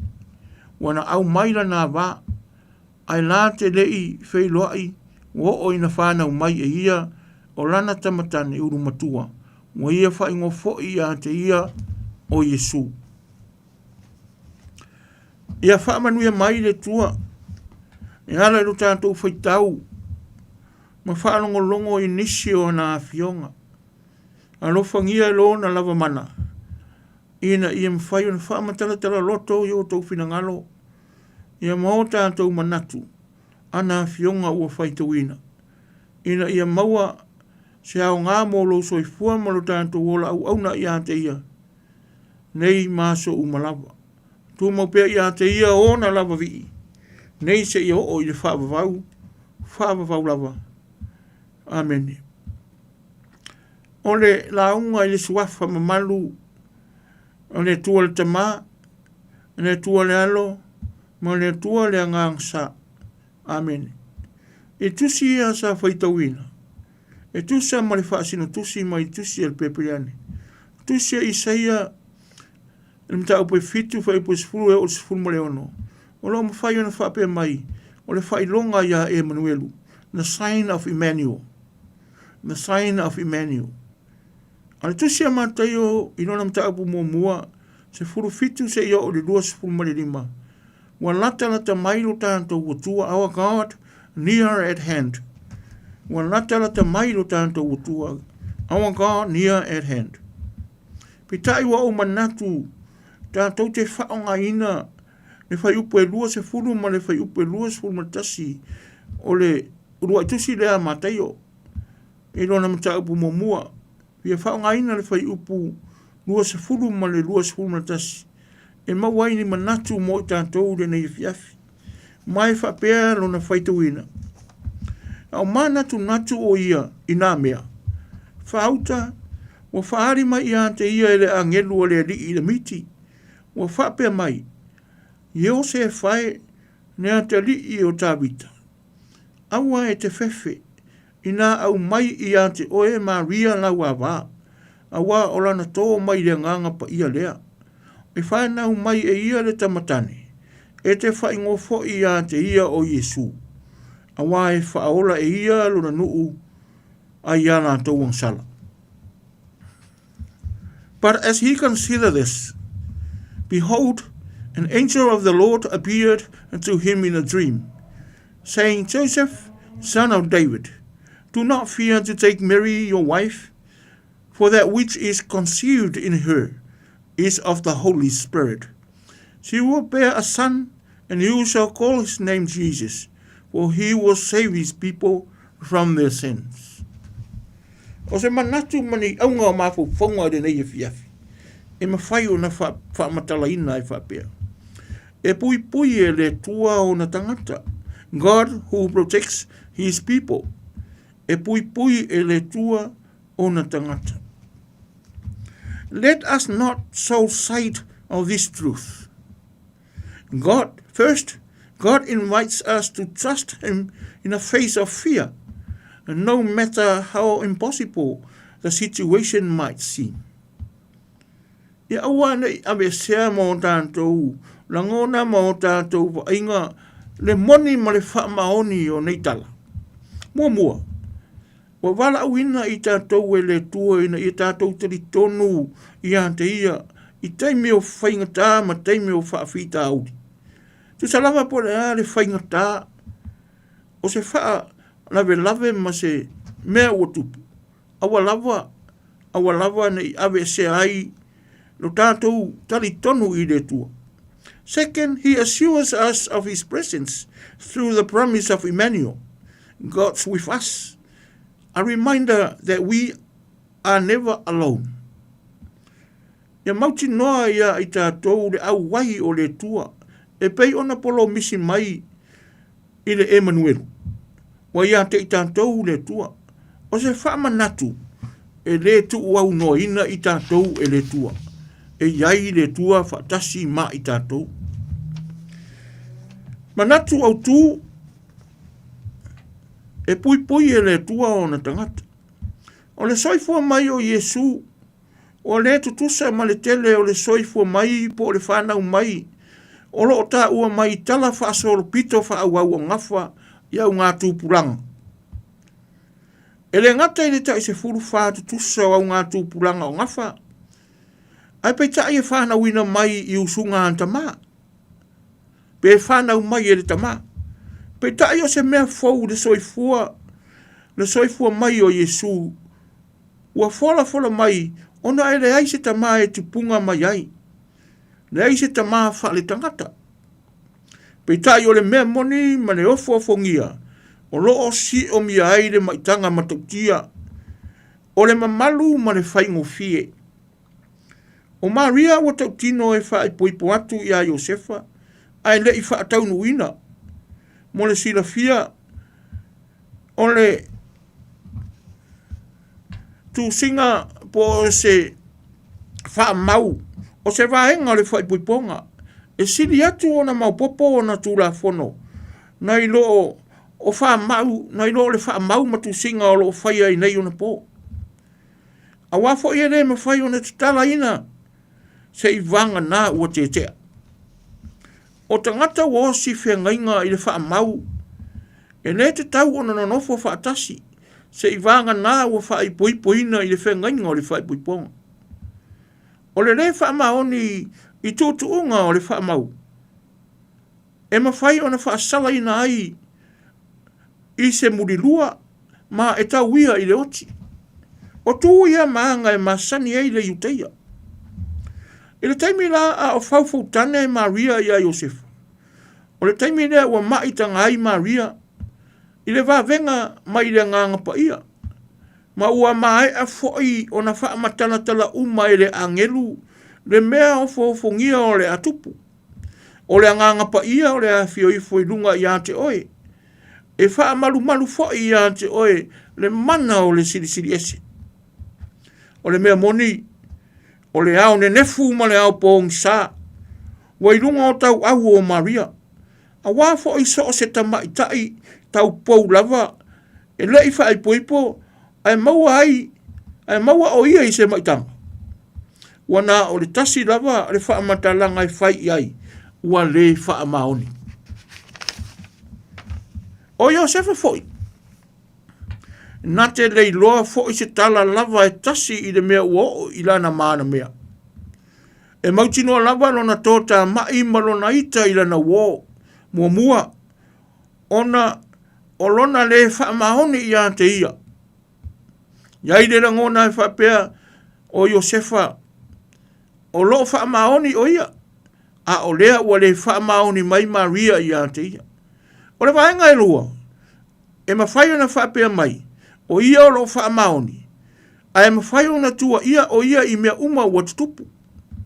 O le mea moni, ua lei loa e lona maa fau whaavasenga. Pe whai o lona alofa i a Maria, ai o lona nau foi, le wha masinonga o le mea moni. O le ana lea, na tonu ai i lona maa fau, o le ate te a ma le fide mu, e au noa ma se pisa. Waia mana o e te ena ma alo fia le whaifai mai. Ma le whaalu mai na o le lalo langi o tangata. Ia e maise lava pe ate tupu ni mea whape nei. A o tau mawhai la le nei tau le lea fide mu. Ma le tau sa fia e whaavasenga i lona maa fau. Se au wala e saonga le mu wai Maria. Ai o mai loa le angelu i ate ia i le miti. Malana upu to mua. Ia te ia Iosefa lea tali i o Davita. Se moni lava e pui e le tua o na tangata. E lawe i e le tua o na tangata. Le ngā ruenga wha mawhanawhana. A le tua e tawala mai le angelu. O se ngā ruenga ua sili i lona mata ngofie ua whaatino ina. Le angelu mo Iosefa le tau de lea mawhatia ma le loto ti ngā. Se e moni lava le tala le poto, o le tali file mu e li liu e se ina le ita. Ua wha mawhana ina e le angelu, a le atua mawhatianga o Iosefa. E la le lonu mua i wha manatu atu, Iosefa le atali i o Davita. O le tupu file mu o Israelu, le tupu e matau i le tua. Le tupu e longa fo i lona tūla i mai i le tua. O lona winga ua whai mai le angelu. Iosefa, o oe o le pelenise, e tupunga mai i a Davita le tupu taua. Awana i whaoa le tālo finangalo. Ia whale i le tualo manatu. Ai alu e au mai la wawā. Awa o lana tō, e mai le nganga o le tua. Le matautia o le ngā ruenga ua whaatino ina. Ina ua ala Iosefa, e le i toe whaatadi. Ena ia au maia Maria lana mana mea. Wala whaatasi maia. Pita i la te le i whei loa ai. Se ia o lava ina ua whanau mai Yesu. A le ala whai lea o le winga o le ngō Yesu. Na te wha o la ina anga sala tangata. Na te tauia a tātou ang sala. Ai wha o la ina i tātou. E lana ngā ruenga whatino. No tātou nuu, na i o tātou tangata. E ese le tā ua o le ngā ruenga le tua. E whaapena foi I lo soifua ma lo tātou wola i le nei waitau. Wa tātou wa ai tino i le lofa ma le anga le leio le tua.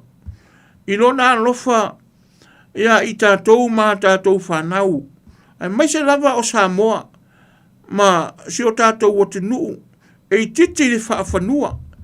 Ai ua maoa e le siri ese o mea e whaatino ina i le nganga o le tua. I whapena fo i le tau mawhai mai o le perfeta o Isaia i le tusi i tātou na tātou whaitawina i le whenga inga tuai. Ua wha mauti noa e le tua e ala i lana perfeta o Isaia i a asa le tupu o Yuta ina ua popole ma matau le osa wha inga a le sina le tupu o Sulia ma peka le tupu o Israelu. Ia a maise le ami tu whatasi nā tau te osa wha ia Yuta mauna tangata. Ua wha tonu e le tua Isaia ia o malo nā tari i o Sarasopa. E whaafeta ia asa i le ala vai pito i lunga i le ala tela i le whanua o le tā ofu. Ma whai iai, e awa e te whewhe, awa whaina i whaavaivaia lau loto i na iu au lama e lua na o le pupusa. Smoldering stumps of firebrands. Pe siringi a whai asa, e se whai longa mai runga po o la lo, e wha manatu ai le whesoswani a le tua. E le i mawhai a asa. Pe tai, pena fesiringia e asa pele ai se fai longa mai le tua. Ai o lea ua fola atu e le tua. Le whanau mai o le Emanuelu. O le fai longa ua ia i tātou le tua. Ua iai le tua i le nuu o Yuta. O le ala lea o le tau mawhai o Isaia le perfeta. A wafoi ua au whaatasi le tupo Suria ma le tupo Israelu ina ia o sofai. Ala tene na so i fuanga i tātou. E vave ai ona whewhe le tangata. Pe lava ona tātou tilo le tātou whainga malo le nei fwoi tau. Wa le ato iai ni tangata e whaalango i le tua. Wa tele i le whainga pāti. Whai wa muri tai le tasi i le isi. Ai ngalo ai le tua so i fua. E te tau o na whaalango i ai le tangata soifua, le tangata Samoa. Wa tau le maua, ni tangata e whesoswani, ina ia mawhai o na iloa manino, le Samoa e whaavai i le tua. Le nganga moni le nao le nei vai tau. Wa tātou wa ia, i le tātou malanga umi le nei tau sanga o le a mou atu. Toi tolu na yaso tātou au lia le karisimasi. Ona wha manatu le ia i tātou. Le ngā rue ngā lofa ma le pui ngā le tua i lou so i fua ma le tātou wola. Pei tai, wa tātou le masino le nei vai tau. E o lava i le pāle mene. O sui a whai pule. O wha kengi le whainga o mea uma. Wa le mātanga o fie le tilo na i o tātou tangata. Wa le ai se moni ma se wha maoni o mea e whatino. A o lea le whi au mo i tātou le nei vai tau. Le tau ma whai mai o le angelu ina ia tau atu i a Iosefa. Ia whaalango lango me uma i le tua. A wae pui a matali i le tua. A sea wha i se tau ma whainga vai. A le perfeta o isa ia na whaatonu ina ai o ia le tua. Ina ia tau atu i a asa. Ia awalawa nei popole pe fefe. Ia tau ma whai mai o Suria ma Israelu. Ia mau pea le tō vai, o lo o soifua le tua, Samoa. Le tātou nuu ma tangata i le nei tūlafiafi. E puia i tātou e le tua. O a fita, o a whaingata, ia tātou tari tanu pea, ma awa nei ave ese ina ia te i tātou. So o se whaafita uli, e o mai le soifua ma le tātou ola. E mwhai lava, ona puia i tātou e le tua. A wafoi, o i tātou umalawa. E se maanga sala i tātou, mai lava i le au ngā tūpulanga na amata mai ai le lalolangi. Na pa maanga sala peitai, na muri tai e le tua i lo nā lofa se ia o mai le nei vai tau. Na ona tātou o e wha manatu ina le asa soifua. Awa o mana fio mai ke riso. Wa maliu matoe soifua mai. ina ia la vea i tātou uma i lana whaaoltanga. Au sauni atu hai i tātou i le nei kirisimasi. Ia maua i tātou uma e whaalango i le tua. Awa tātou te whaalango i mea o le ola nei. A ia maua i tātou mataritonu.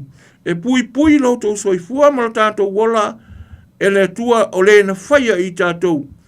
Le tua fo i lea. Na toe maliu mai. Ina ia maliu ma toe soifua mai. Ina ia whaola ina i tātou umalava. Ia alofangia e le tua le nei fiafi. Ia whaalau tele e lona lava mana. E whaamanatu ia i tātou uma Samoa. So se tangata i so se vaipanoa. Ola o so soani le tua ina ia pui ia lo tau soifua ma lo tātou wola. Awana i o tātou fefefe. Awana i whaavaivaiina lama e se mea lo soifua ma lo tātou wola.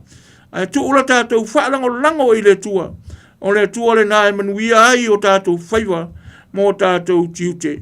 Tātou te auri ai le nu ua uma ona ia saunia mo tātou umalava. Ona o ke riso. Amene.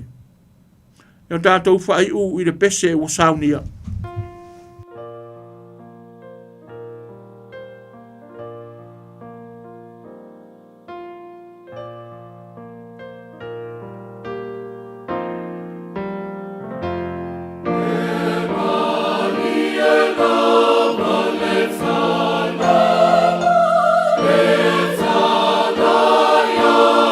Yesu, let's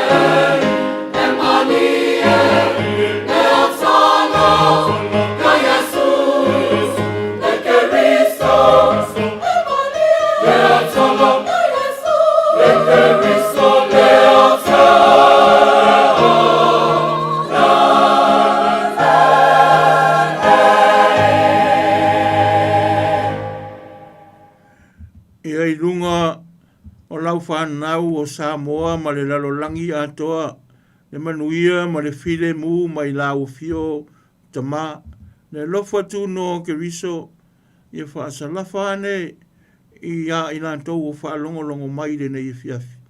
Mai se le mautanga whai pēa ma lo lava nganga pa ia.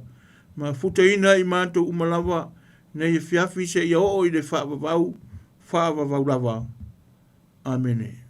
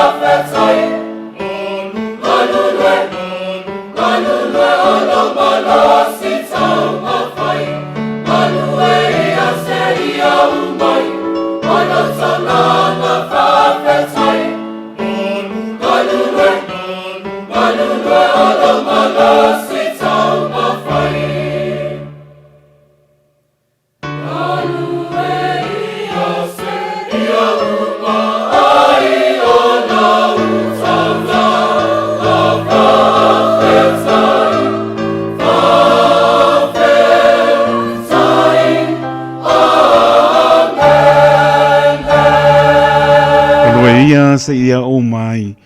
Se vong mani le kane sia pa po tonga ke Siana Amerika Samoa, ma le whianga whanga i tua e Amerika Samoa. Pa mai atua ele tātou sauringa lotu le ne fiafi, me alama ne ala leo whai maara wār pi ngalo tātou atua, i le tu la e ono, pe on whaponga i po ne fiafi, tai o sauringa, o le sunga i le toina i a pio le ia, lo ngā lue mar paritua ia neta i le PIPC pa kura. Beil whata wa le o una whai mawhong wha leo le pulenga le Radio Samoa le a toro tātou atunuu. Ea, pape in fo lau pingare me stofi le tua. Mo mori atu pa malo ma pa tai lau sunga to ina pio pa tai mana tu mai. Tai fo pa no ino lo tai mi o te tonu e ulama na tangi tau mo ina fo i si ro ka le sia ba lau pa ia le. Ane lama te pai me siri pe mo lo tato tua pa no lo tai mi e te su mai. Tai i tato sauninga i le ne fiafi. E mai se lama na io tato tu asin sina lo ta lia mai ne sauninga. Ore lava i manu tā pua i ore ato tōre manosi. Wata ore pa mano omar pa aptai tā pena malo sauni pa aptai o leo wa laulo sa piong pa ia lo tātou tu ala mai lau sunga e tō matau vinai. So i fua maro tātou wola pa le nganga. Ao tātou fō lau li nei malanga le tō mau i le nei laro rangi. Wata ore pa malo pa aptai malo sauni malo tā pena. Anga leleli pa fō lolo lo so i fua. Ngā le tua mō le malo si tino si le nganga ia wa lama le vaa marei por ngā le tua tau suina le vai o le soi fua tō vine mō ni nganga mō ia malo le malo a pun por krambe lo le mau tā penanga o māsani ai le o toi pōl silpia i le taimi lama le nei au tātou tā penatu tuli tā ngau le upi o tumaitai ina ia tātou maua le si ui o nei wha mo le aso tā ua si le fiera o ke siano pa tua pa manatu ale so i fo mai o le pepe ole ke si masilo tato li pa ola ia tato mo lo na file mo ma via mai atia via silo e kale sia mo foi e me foi tu langa o silo e kale sia pa me se le nganga o li ia lo ma tu vani sunga to ino ma tua e kale sia pa ia ia bala au pa ia ne to la foi fo ngam por clame ia file mo ma leo de li po i mautam lao ni a pese atu le ala i lungo le ala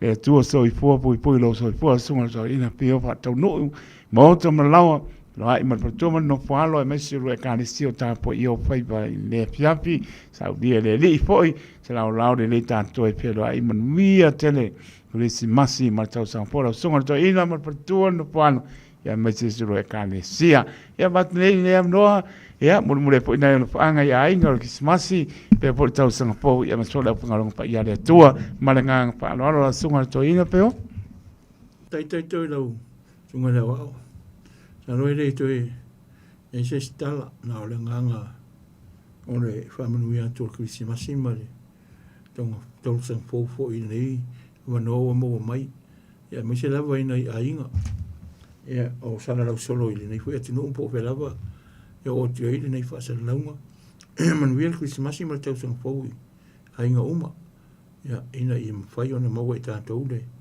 man wia mai le tua man oli nei fo i tau ma foi lau fai ngā ruenga i so se fata fai tau langa ya ma foi ma tau mta ngā ruenga ya o kina ni sauti nei sunga to ina ya karima ma ya man tua ya ma foi a huso fai ngā fai fi au kula ma le sunga ya rona ya ala fungia le tua ina ia maua e kalisi te tasi tatu mtanga ruanga ia se krisi masi fia ma se tau sang fau ia ala fungia fo i so se e fata ulanga lava ina nei vai tau pe ona sau noina ia ele o fai ngofia le te leo pisi mane i sauninga ia mis fo tau amtanga o tau sang fau le au di atu ia ala fungia le tua lo tau fifa ala fili ia mas fo i sa mosi o tatu utunu ina e to firma de pea to file mu le lofa mo le anga le nei o le tua le vai tau fai ngā marolonga ia maso fia ina ia mau lungu pea le vi inga o le tua ino tau soi fua mo tanto o le pau le stala ina le fia ia ai manu e telefoi lau sunga le a o mar fatua a masi o kuar ia ma le kanisia o ngā duei a misi foi o le malo le tio nei le ala leo nei ina tasi lima i puto na no fungia foi le pulenga ma ina ia maua pea lo tau o le tau tua mau au na i le tua. Taina ma. Ina fwoi wae ngol ngā ruenga. Ia paulea se tala. Ia manu e tele le nei. I tu aso, whaafitai. Te lama la psonga to ina, pe nān whai, maria po ea tui lungo ala, aptai mo whamdianga, e pāso i po ia. Loa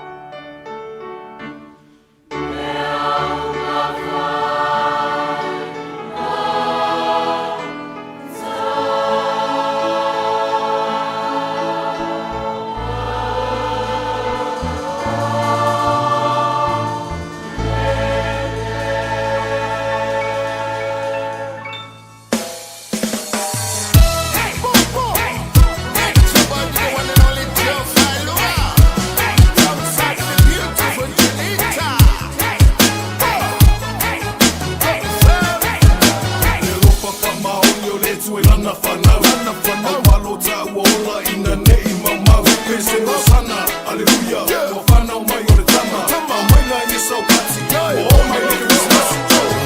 O mai le Christmas sa tata atali tali. Uina ese la ngona o tangata uma ole lalo langi. O te pi ama i le tala o le va o le tama. Ole aso na malo ia ole apa na o le tama. Say hallelujah Hosanna. Tau no malo ana. Say malingi ai le mata. E no foana fa atawa. Ai la soi fua ai le tupu o. Tangata umalama. I'ma make it work, make it work, make it work, yeah. I'ma make it work, make it work, make it work, yeah. I'ma make it work, make it work, make it work, yeah. I'ma make it work, make it work, make it work, yeah. Every day I'm hustling, hustling, hustling, hustling, hustling, hustling, hustling, hustling, hustling, hustling, hustling. Every day I'm hustling, every day I'm hustling, every day I'm hustling, every day I'm Mea ila fela nuai. O mai le Christmasi. Te fiu e aka, ke fiu e siva. Te ke umai maliko e a ina. A ole au te risiano. Fa ama malu tapu a ina. O mafutanga ua mafana fana ua te otoia i seita. Say, hallelujah, Hosanna. Tau no kumalo ama. Say, malingi ai lai mata. Nena fuana fa atawa. Ai na soi fua ai le tupu o. Tanata umalama. Kenita, turn down. Wanna wish you a Merry Christmas. To all the best, to all the friends around. Wanna wish you a Merry Christmas. To celebrate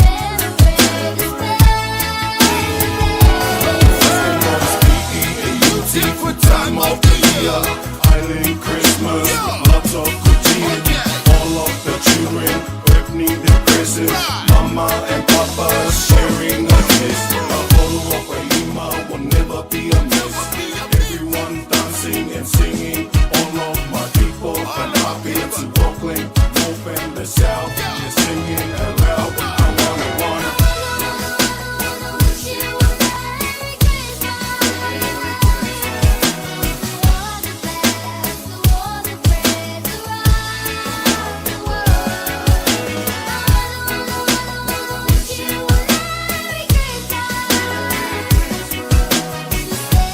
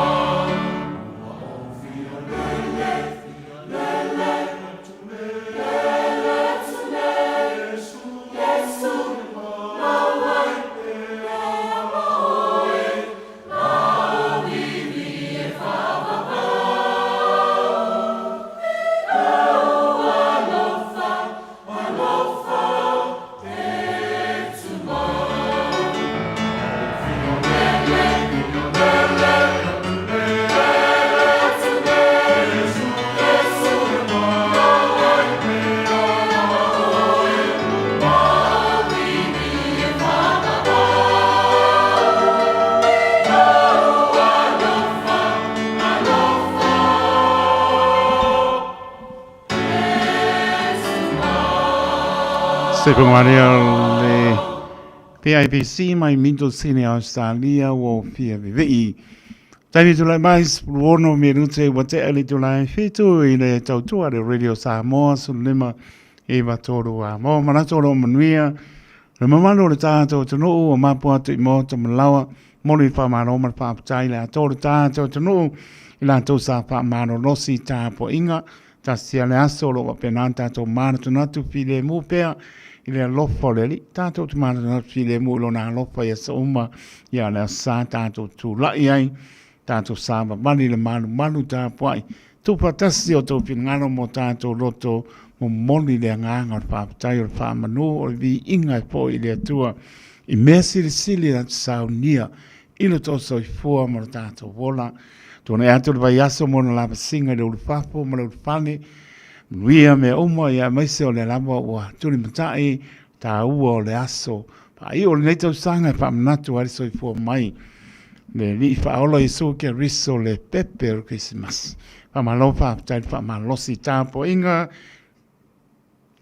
ia maise le au whinga runga tutofia le tua tutu la e whatau langa i fia tau suina le mai o le soifua ia wani a nganga mo ia malona malo ia mana le upu i le so masa uma ia ola ni a nganga mo la fio ia pa malo whaapatai le ua mama e tuo i le fiafi ia olo mana ia le whaamalu maru mai malu fo i le fiafi i tu asin sina i mauta malawa tu e whata lofa tu are tau tua le Radio Samoa maro tātou tunu nei vai ngale fiafi o le asa lusu tasi o te semaru o lo lima pe lama maputa mai au kilani maru tu tua oi ia o atunu e mamao tu e whata lofa tu tā lofa lama ma lorfo lau ni ia neri tātou iai tu e tu lao tu e vaiaso o le nei po tau sangaru o lo lima wha moe manu ia whamaoni o le lofo le li tātou te moa le aso tā ua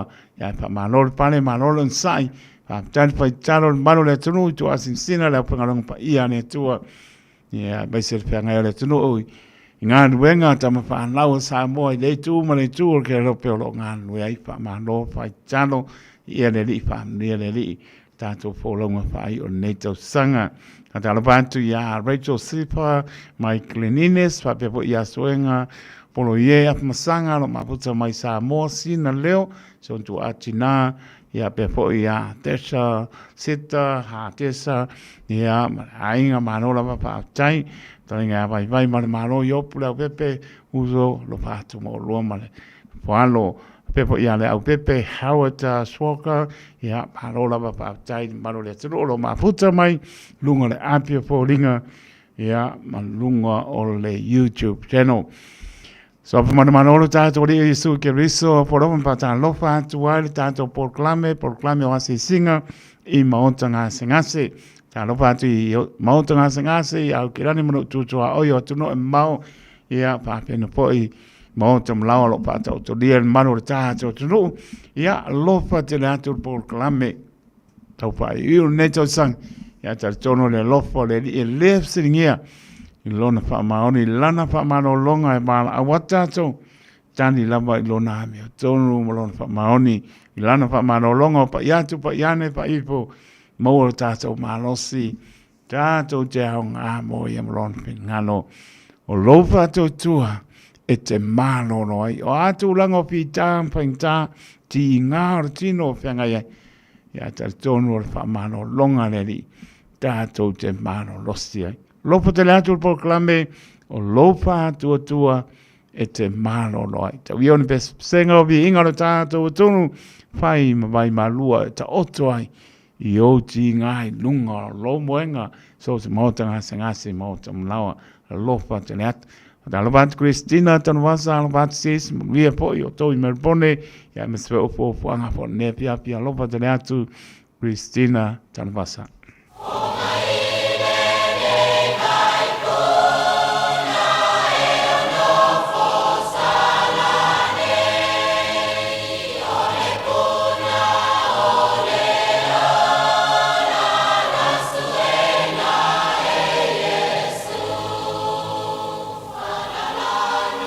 Falalano nei ai,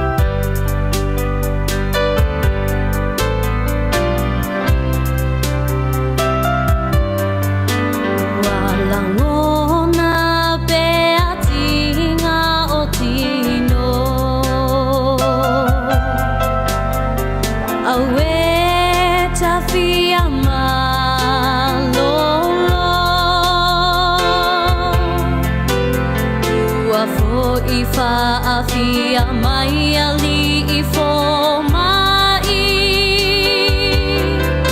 E te ae fō I le tinga masani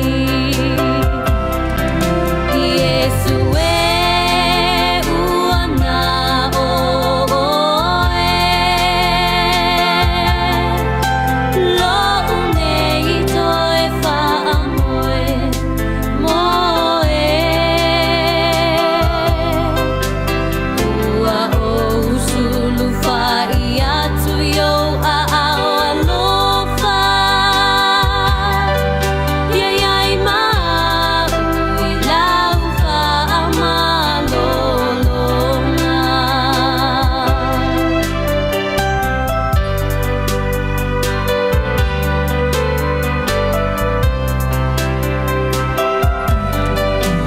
Yesu o mea nei o au e tinga O te whaalongo atu I lo ulu apa E vevela I mata se ia o ina pongita E malama e samata ponia Iesu ua na oe Lo'u nei toi whaamoe moe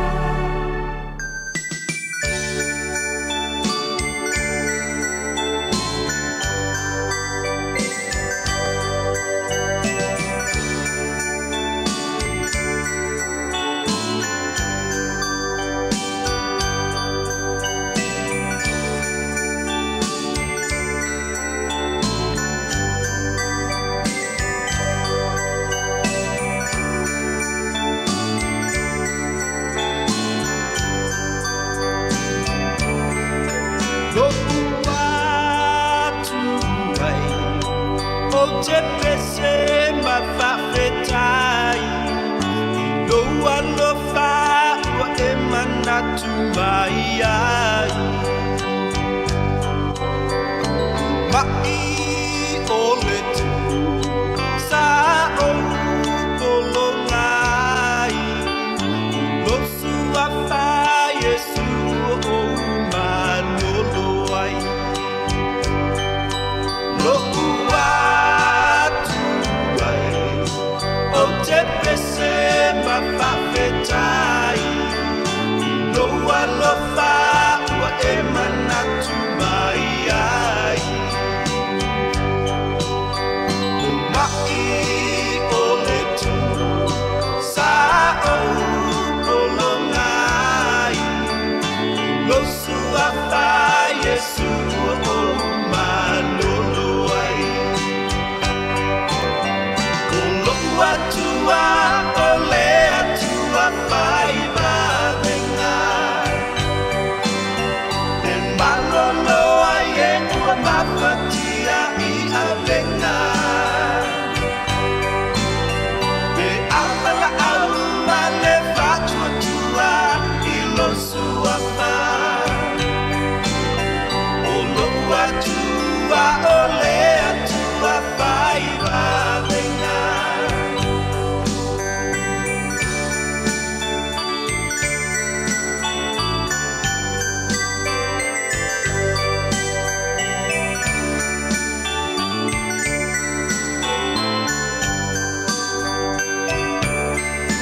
Mea uma e whaingata I manatu o le tangata I whaingofi e pe a whatua tua I losu a whai O le tu I ngā atu Mea uma o te popole ai O loku atua ua ia lofa mama natu mai Mea uma e whaingata I manatu o le tangata E whaingofi e pe a whatua tua I losu a whai O le tu I ngā atu Mea uma te popole ai O loku atua ua ia lofa mama natu ai O loku atua o le atua whai mawenga E malolo ai e ua mapatia I awenga E awala au ma le whatua tua I losu a whai O loku atua o le atua whai mawenga O loku atua o le atua whai mawenga E malolo ai e ua mapatia I awenga E awala au ma le whatua tua I losu a whai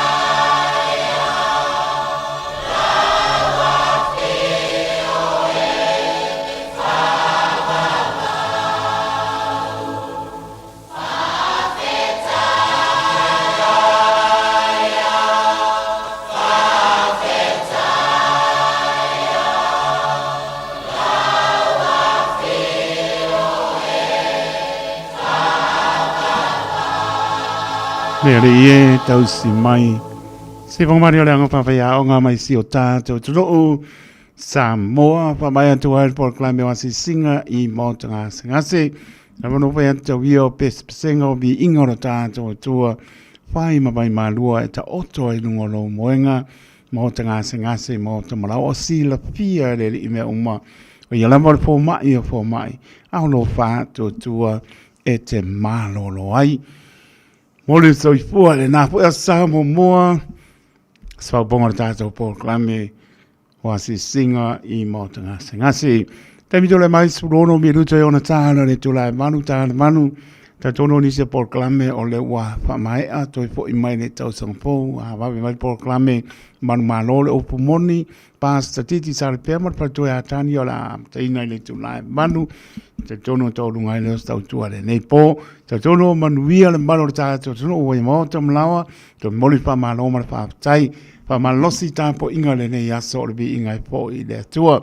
Tai foi le opingaronga pa ia le tua po le fola e upo le ola le sulu yo tātou bai le mama lama yo tātou wala mo ni nganga mo ia molon malo fa tai an le li tātou fola ma fa io nei tau sanga au e manu me umane lo po le li fa tai tele lava a Christina tan vasa tai mo na panga I le pine ani o pola umane pai au I whangai tua lo munia langa wenga ta au lato sa lo whangai mani o singa whangai ngawanisi o ekanisi o lo whangai nia sa paptai Christina lo munia la ua mai whangai tua I Amerika Samoa tai mo lo whanga spoi ma ua tina ma le panau lo patna yo tato ainga me le pone pe la bo maputa mai ai stete o Australia lo patele atu Christina tan vasa ni se o tātou ainga me se le manu le atunuu pe lava o nopia iai manu no fwai.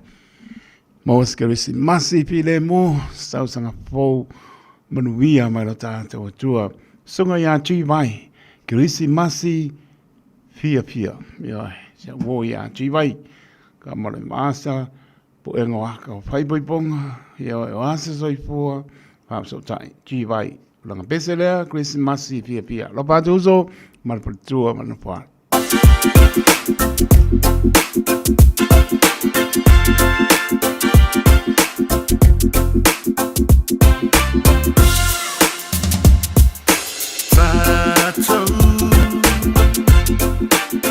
Pepe se male fia fia, ile kirisi masi ua e aulia.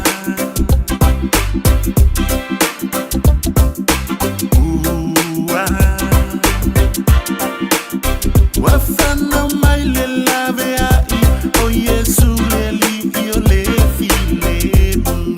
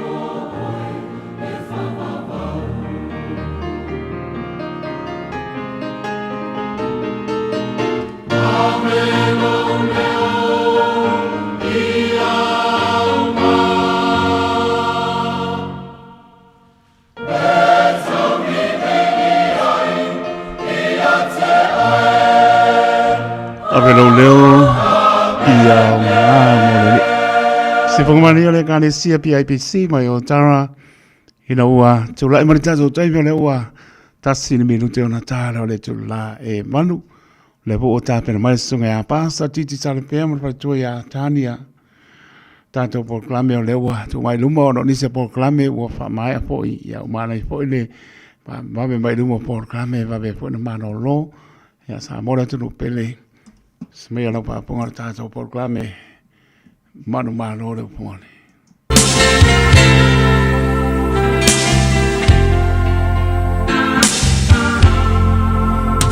Leoli ia tachala lau whaalo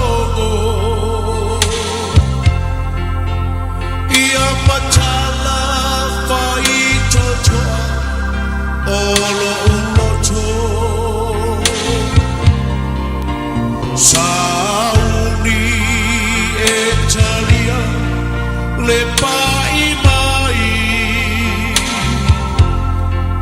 o lau upu la wapionga o te olai o lau upu o le sulu i o uvae le malamalama fo ilea i o uala e papoto ai patonu ai le soi puanga o lau upu e paia e ai le mana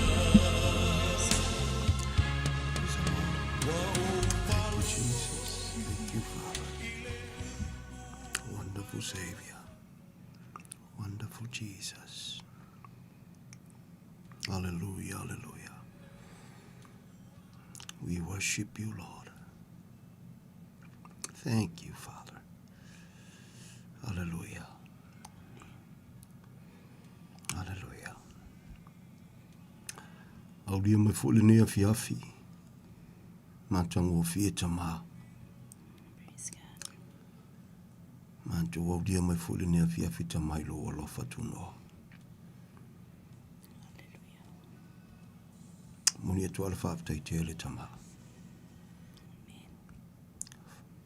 Alfaaftai tele tama. Ewi ana telema. Tele me te tau na whawhetai ei lau a whio. Al whawhetai siri nao mātou loto. Ono lo walofa tunu atama. Lau whaolatanga a tonto. O umona whatau no uma tapena. I lunga o Santaru. Fui atu ala vi inga leo noa whaua wina le nea whiawhitama. Si tia o alofa mea umana mataina si o lavaina whaiwina. Whaafafonga anga si o matua tunu pele o Samoa le nea fiafi. Si tiu au lofa I leo no tama. Anti le whanta uwa au mātou tangata. O leo no tama. Whaongaina lo mātou whata uwa mo lovi inga. O leo no na vem whamunianga mo si o mātou atinu pele o Samoa.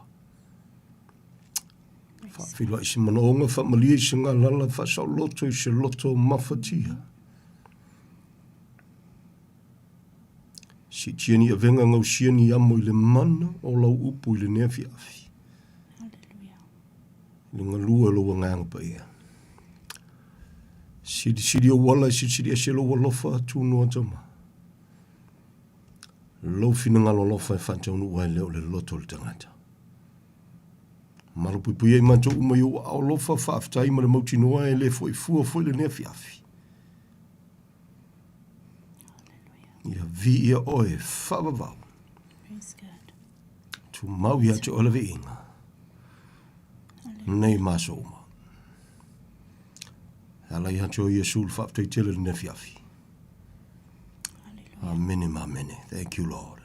Amen. Praise God. Thank you, Father. Ia soifua manuia si o tātou atunu pele o Samoa I le nei a fiafi. Pena ona whatalo whātu tātou por kalami e manu malo le upomoni I so se Samoa lava. Matai lea I o sunga whawhea ngainga mo lātou whaitua. Amen. Au sina o Samoa ta mama tina matua. Tua ngani mauso se ia o lava I alo mawhanau. E whatalo whātu mau whalo whātu tātou por kalami le nea fiafi. E whatalo whātua e fwoi, tātou pāanga māsani I o lea Samuel muli fwoi le nei tausanga. Whaftaile no whotalo, whaftaile tāpuai. Ai maisele mana tua o lea au na whatau wa o titi salipea o tō tausanga. Vi I le li, whatalo whātu. Whatalo whātu fwoi tātou viewers I lunga Facebook, le YouTube. I o whea lavolo au atu aile tau tua le nei ala leo. Whatalo whātu. Whatalo whātu fo leo au na ia taito. Malo lava I lau sunga le ngalue, malo le fōlau. Whamanu I tele le atua I lau sunga ma le ainga. Whatalo whātu lau uso le nea fiafi tau tonu I lo nofu tāpua I mai.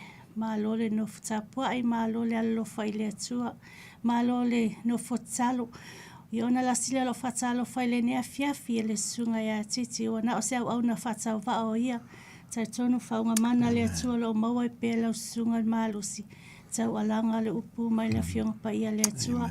Whamanu ia tele le atua lau sunga. Ia mai se fo le whafunga anga si o tātou atunu pele o Samoa. Le nei fo ia fiafi. Vi ia le li. Amen. Ia, vi ia li. Ta lofa. Si o walofa. Ta lofa lava. Ia, ile.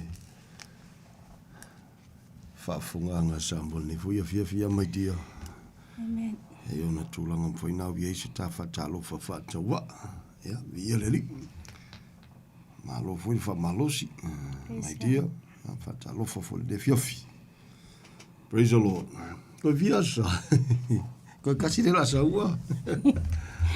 Ia, sui de ngumela. Ia, au te le, au te talo mo so se kangaka e fwoi ale ngangana lea. E sui foi le numero ai le sui alava foi me tupu male soifuanga. I am praying and we are praying for you. So se Samoa o ngangana I le ngangana. Hallelujah. Ia e masani pise I foi le tala tausua ma a. Ia o le memonia. Hallelujah. Tala tuspa ia. Aua le tuua le whapotopotoina o le auso. Po tangata ua fili o la mon le tua. And it's not a time e whaiese fia fo le pulet kama le lo matua le me fia ai. E leo koe lava se keime koe whaiese manatu se tangata. Ia me si fo iala le temi ne ua kele le mau a. Le mau leo ese fe I mai I ma o. Ia leli. Praise the Lord. Hallelujah. Tau ana ia e mana tua o lo iele la pata ingal tuspa ia fata tau I le mea. Mai sa la tua aisa feinu tutulunga sisiva ma fia. Ai patum lo le mea sa fola e le tua ele I malama lama I el tangata. o loo lapata ina mai lava i le Jamie, o mai lava fwele nea fiafi. Whapeo na po o Noa, whapeo na po o Lota. So e le te taulana ma masangia i le tangata soifua. Wera ois tangata whaolaina pele ai, it is the same message for you.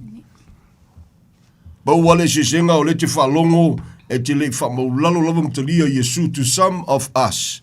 A onisi, e o leo wa whaitau, aso masina tausanga, talu o na whaia le na whilwhilinga, ma ua moli mawina fo i le matango fia tele o le whilwhilinga. O le whilwhilinga, o le whilwhilinga ua whaataunuina ina ua e langona le lofa tuno le tua i lo loto, i le awa o mai o lana upu le ngalua o le nganga pa ia, ma ua e whapei fuai le tuai.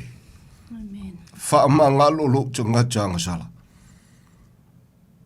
Whaafetai ua o whalongo i lau upu le ngalua o lo nganga pa ia, na e maliu, na e tau aveina, o le anga mo se seuma, ma wha mau i lungo le sataurua.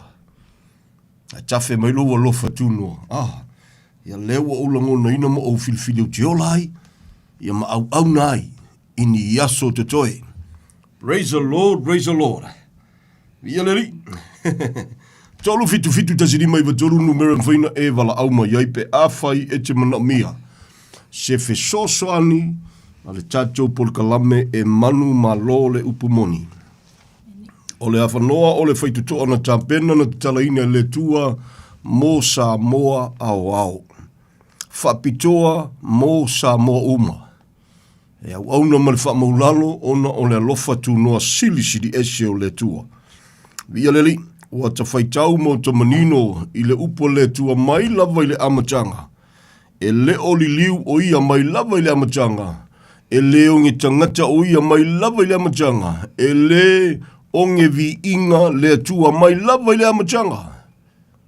O lana upu na whaavai ai mea uma. O lana upu foi e toe fua iai mea uma lava. Mantua e te min whetela ia Yesu e whapea. Te rei sau whasala o tau. Te rei sau voi whamasingo o kou. E tau anu tau mana tua. Ai o le upu na o tau tala tuai. Ia o le upule nā la alua tue whafsanga i le temi murmuri. Whaftai le tue lo nalofa. O le mea ua mauti noa. Le se senga o taimi ma le awa onga i lo na whetalai mai. Tau tino se tasau auna le tua whemaya o le sulu yo manto vai ma le malama yo manto wala. Ta bena le tua ina ia le tawaso le tangata ola ua filifili mo le atua. E ui lava le tatu te ola le nei o langa. O le nei tino, Ia, whai matala tuspa i o le tino. E lo toa i e le tino. Ia, o le tangata ua filifili mo le ri. E ui ala o lai soi fua i le tino. A ua ese le manatu, ese le langona, ese le me ua taula i e sila. Ua le au noa le whawhitai atu i le tua lona lofa tu noa. Ua le au noa le tu inantu. I lona loto i lumo le tua, ia, ni a ingo ni woni e mazani. Ia, meisia, ia manatu o le ngaluenga whaifatasi de le ngata mo tato uma, but specifically au auna le tua. O le nofta talo, mana tua, ia, Samoa awau. E leo se tala ingo se lotu, e ui lava tele na i o tato fui tangata ma au na fui ma au nanga mai ka le sia pe i whapenga. Pe kalango mai eri lifa o lako. Ia, wai whafafonga le tanto polkalame manu malole upu moni o le upu a le tua mo Samoa au. Amen. Po wai lava lo tangata. Po le ale maulunga nawa e o iai. E le suia i le upu le tua mai le whakafa foi le upu le tua so skangaka soifua. Even, ia o matu tangata whatau waa foi. I le whesosani o le ngangpa i o le li. Praise the Lord. Whaftaina i le tua li mai tia. Hallelujah. Praise the Lord, praise the Lord. Ia ai a whai o oe leo amakua i la vele lisi leo kako o le. A olo ke me kako pulkalame ia o le mga oa koe ngā sese mea. Wha malole nufta jalo, wha malole nufta puai. Knowing for sure, o whai a ina. o ngaluenga, a Satani iso se teimi so se awala ui mai ai, lea ole alu afe tausanga talu o na whaia ina, e whavavau. Ai o lea tua, e pule au au i mea uma mai lava i le amatanga, e o fo i le ngataanga, e pule au au a lea tua.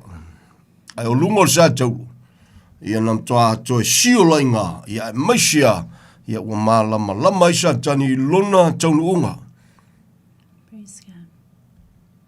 Ia leli. Al matau tia le mea pēte si tila le upo le tua Samoa. E atangia le upo le tua, even Satan, e le i whaia fwoi sa kangi alu se oli. Even though o ngai awa o malitusi pa ia, o se oli e le i whaia mo tanganta. Na whaia mo Satani mana angelu. A e sila i le upu a le atua, i le wana whatamo e hina maluna awa wina, o le atua lava na whetalai. I le amatanga. Sila hatu o ia mata ngō fie mea uma. Praise the Lord, praise the Lord. O le alofa fwere na ia Samoa le tunu pele, ai o lau fwina te talo ma le whaso e whaafafonga o le Samoa le te whaafafonga te atu porkalame i so se teimi, whaafetai atu mo lo teimi whaavanoina. Au te talo, ia meisia fo iuso au auna, le au ave fe au, Via leli, o te mauti no o tuspa iana te lau ngaina. Ai o te mauti no foi, e leo tātou uma, ai o to telo tātou, ia antono lo le malama e leina alu whaafilongia le mea. E awane ngalo e whaafilongia lo fe melo tanga tau le tua se tu lo owe te ita manongi oti le mea. E ui al tuspa iana te lau ngai, au le whaafafonga e manoni oki. Tenga tā, Samoa le hatunu pele. Hallelujah, hallelujah. Praise the Lord. Ta fe foi mai dia le ngia so. E moni ma fa maoni. Ai le mali Yesu na wa o le upe fa benei. O le tua e le o se tua tawaso. O le tua e le o se tua se tulou e tutuli pe foi pe. O le tua e le fa pele au lana sila i so se mea.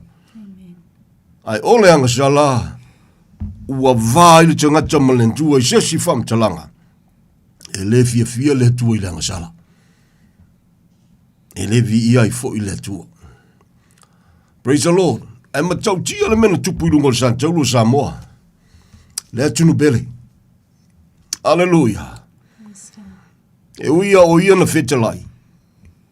A o ia fo i olo awa o maila na upu.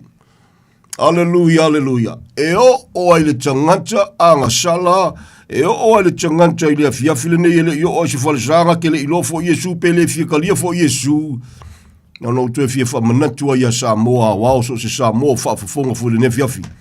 Po ai le tu inga tangata, po o oi fo i le ti whaafafonga mai. Lalava e lofa mai o ia i ate oi. O le lalava e manatu mai o ia i ate oi. A e fisidi mai pe whape ino o iloa. Ia tali al tuspa ia. O le mena tupu i lungo le Santauro. Ua lava matutoi. Le taulanga a le whao la tanga foi. Ia le la zavalia le lua fe tausanga. Se tua ina lofa tamaa. Samoa le atunu pele se tua ina lofa. Se tamaa ina wha maoni. Hallelujah. O alava fuini aso tutoi se malosi fa so mai ele li. E o le fe aulu nai le sui mai o le fe au fo ile to yese me fa pupo ai. Ma ninge kuspa ia mafia fia. Ya wauna mal fa maulalu. Pe ona fa fonga sa mo ta te le songa kaukala se mea. E le siri fo isa te tala ile upo le tua ta te matau. Ta te fa maulalu ile li. A le upu fo ileo le tua ya o mai le tangata whatau wa alinga lua le nganga pa ia ua le fefe fo i tau o langa mai so se taimi so se mea to anybody, to any churches, whoever you are. E leo se tala ingo se lotu. O le lofa tu no le tua tau o langa ina. Praise the Lord, praise the Lord. Hallelujah. O le vai tau fwele nei mai tia ia wale, ka koe mai le siasa, ia wa umakua. Hallelujah. Se o whai tau ana i mau ial tuspa ia nei whamalosi alu po le tua. O le nei, ia o tau manatu, sa whapaupau o tau ana mua i lale tino. Na taua o tau o e le peritomeina e i la tau o e ua taua o e peritomeina. O le peritomeina lea ua whaia e 5 i le tino. Ona po ia sa le iaia te o tau keriso, sa tangata ese foi o tau i le nuu o Israelu, o tangata ese foi i whiangainga ua iai le mea na wholofolaina. Sa le aiso o tau wha moe moe, sa uno foi ma le atua i le lalolangi. Wow.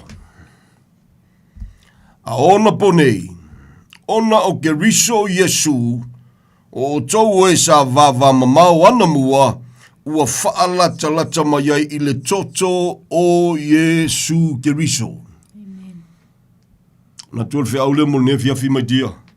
Ia e whaalau telefo i ale tala no antu. E le ilau whaalongo ka kala lo loto i le upo le tua. Oe a ia le alainga wha o loa whata mala e alaina e foi fua i so se taimi e te whaalongo ai le polkalame. Ua na o Yesu ale kali.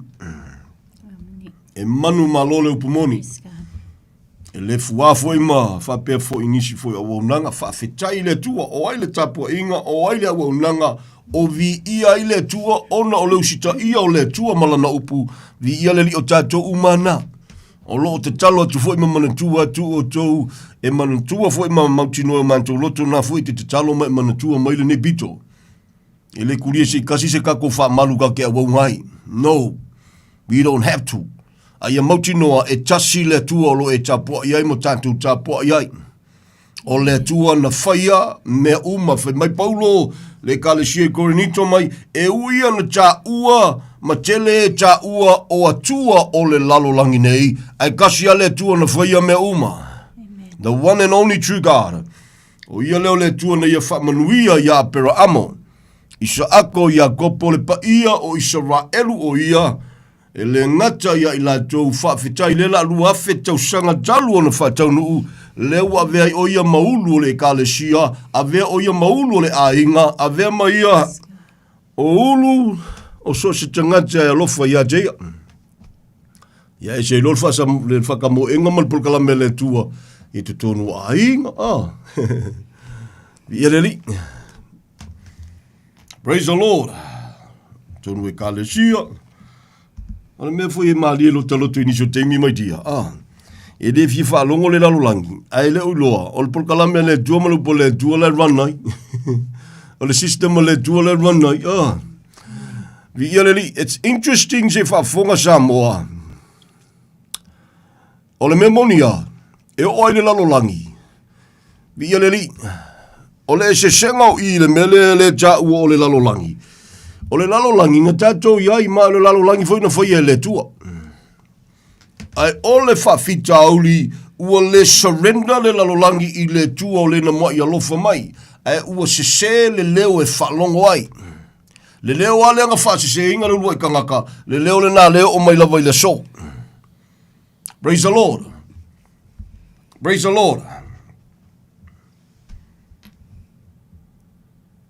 E le timin whamanato e Paulo. I le lava ma le tangata suafo ia Apollo.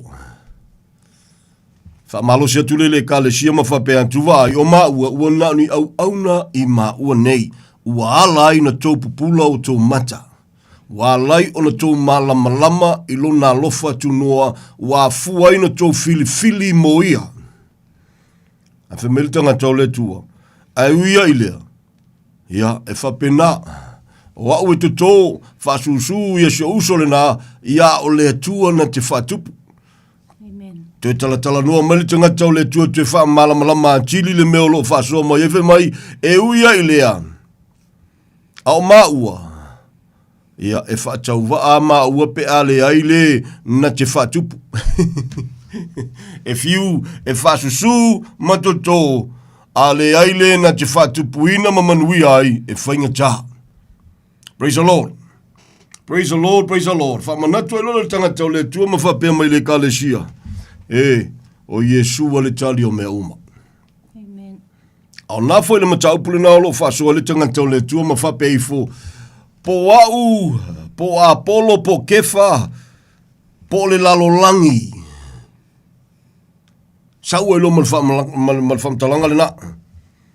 O mea uma na o mea o tau. Na le winga le whamtalanga na whaia le tua mo le tangata soifua. O le ese senga ma ua avea i ma whaafita uli.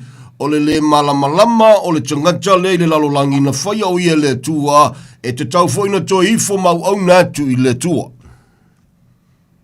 E ele temi na ngana inisio tangata o le tua e lona nauna watu e wha umi lona soifua na ia ngana ile ngana le na. E le mawhaina toi vivi i miskanga kai se oli po le kunga mau pe a oti lea. Na ngana ile wha pe nale tangata e moni. A le mea ua mauti no Samoa. Praise the Lord. E iei fwole teimi te whafafonga ia wa wina ma peise ia mamoli lau ave whi au nisio teimi ia le tūlanga o le whamaoni o le tua e leo li liu whai mai le au ma le pō. O le whamtalanga na tuspaia. A le sosoani ilo na whalau tele ina e whalau tele fo ia le upo le tua le sosoani o le nganga pa ia e le eise mengo se pō ilu mo le tua. Amen. There is no light. Hallelujah. I le mea olo makaukia ai whainga le pōriuri. Ai e mana o mia e le pōriuri le malamalama. Praise the Lord. Ta tala noa le soifuanga o le tangata soifua e leo langona ina le alofa o le tua. A leo sau le malamalama. Whataunu ulana polkalame toi a fio. O lo a fio le tuta matau o ta mai fau tua mo na tangata. Le melu po Yesu ngau sau. Ale, fale kong. E le Italia ue le laulangi. Ia le li. O le whaftai le tua Samoa. Te whiana yaso whamawai atu le lua olu o lima ulu whale lua olu ono. E leo li liu le alofa o le tua le na. Amen. O le alofa e ta ua o le alofa tu noa o le tua e leo li liu. Hallelujah. Ia ia vaenga ya wa mai ele upo le tua e alainga ese kanga ka soifua se tulou e mungia e uia ka iluka kalinga lua mata o lima o vai se tulou ai iluma o le tua ia e ele kemia makwari ali ele ese o tangata lale se senga pe o e amana ia Yesu na mliu pele ai pe na e lotu ya Yesu ai tu Yesu I fafo Petna na e launga ma e pese ma e morimau ma tele mau tu spa ia te tauwhia a nalawa tu Yesu I fafo lowo langa. O nala e whaia yala si ese I ngau kangaka soifua. Lele se senga o na te talo leo lesi tangata whafufonga le tu ai te talo lesi tangata ia tu lowa via leli a kongwe. Praise the Lord, praise the Lord. Hallelujah. Nga le whaia le tala le ari. Samoa le atunu pele. Taunga talo tau. Amen. Taunga kalo kau Samoa. Taunga kalo kau. Ia me foi la te whamalo I o teita he tūlanga foi so tātou atunu. Ia I latou na sā mai ale. Fi tā foi ma le ti ngai le tūlanga I le tau mawhai e avea Samoa. Ia manta mai motu tūtō tasi. Te whamalo iai. Ane ua mauti no Samoa. Ia ua fia wono se fulu pe fia tau sanga. O tuto tasi Samoa. Au le ala o ngai te whai mai te tuto tasi Samoa mai pūlenga a lalo, ali lalo langi mātunu te tele. Anai o I le tua e o me uma te tauna pule I lo soifua e te leo whatanga hina o I e pule I ate oi. Amen. Samoa le ala o ngai te pese ai le tuto tasi. A talo fa ia Yesu na maliu mo oe te leo whaatanga ina o ia i lo loto.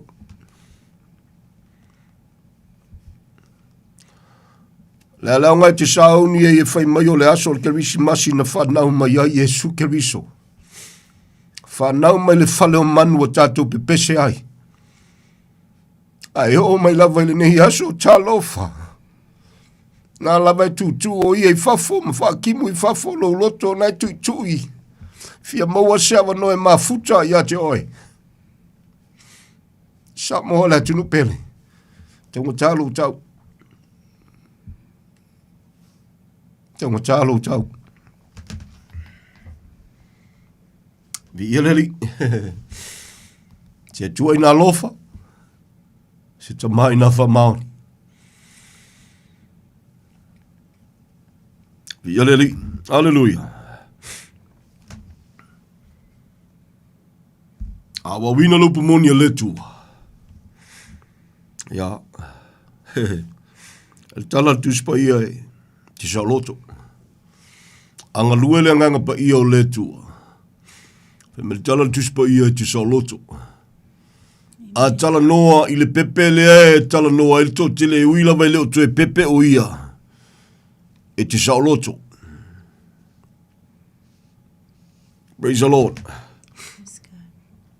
O le ti ngā lofa nao le loto le telo taimi. Yo tātou tangata Samoa mo tātou tangata tāpua i mal au whai lotu. Hallelujah. E la unga lupa le tua, e la tu te leo ma lama. At the same time, la tu te leo amana ia le tua le la tu te la unga iai. La tu te la unga ina. Ai fesiri mai pe, o feo ke sau e male mau. O feo te sau e male tal tununga male ma lama anga. Ma i leo pula. Leito au mo malima.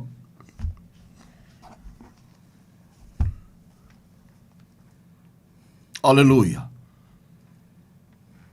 So soani atu si tasi o mau whai mai a. O loo sava vali e tō tele. O lato whai mo lato fili le sa tauro ke riso. Leo se upotiti o le maua tuspa ia. E launga, e pese ya Yesu, e lotu ya Yesu. Awa whai ma fili le soifuanga ma le olanga ma le tali tonunga. Le sa tauro ke riso. Ma tautia. E mai o le manawa, o le latu watua. O le me tapua iai, o le me masiasi ai. E loto ala tou i mea ale lalo langi nei. A le ofo le loto Samoa. Whawhiwhena a vea le sa tauro ke riso ma fili o le tangata. A le sa tauro lea lena uiei o ia le wala ina maua lewa noa te uru whale le malo le tua. Amen. Whawhiwhea o na vea e le tangata le sa tauro ke riso ma fili lo na loto.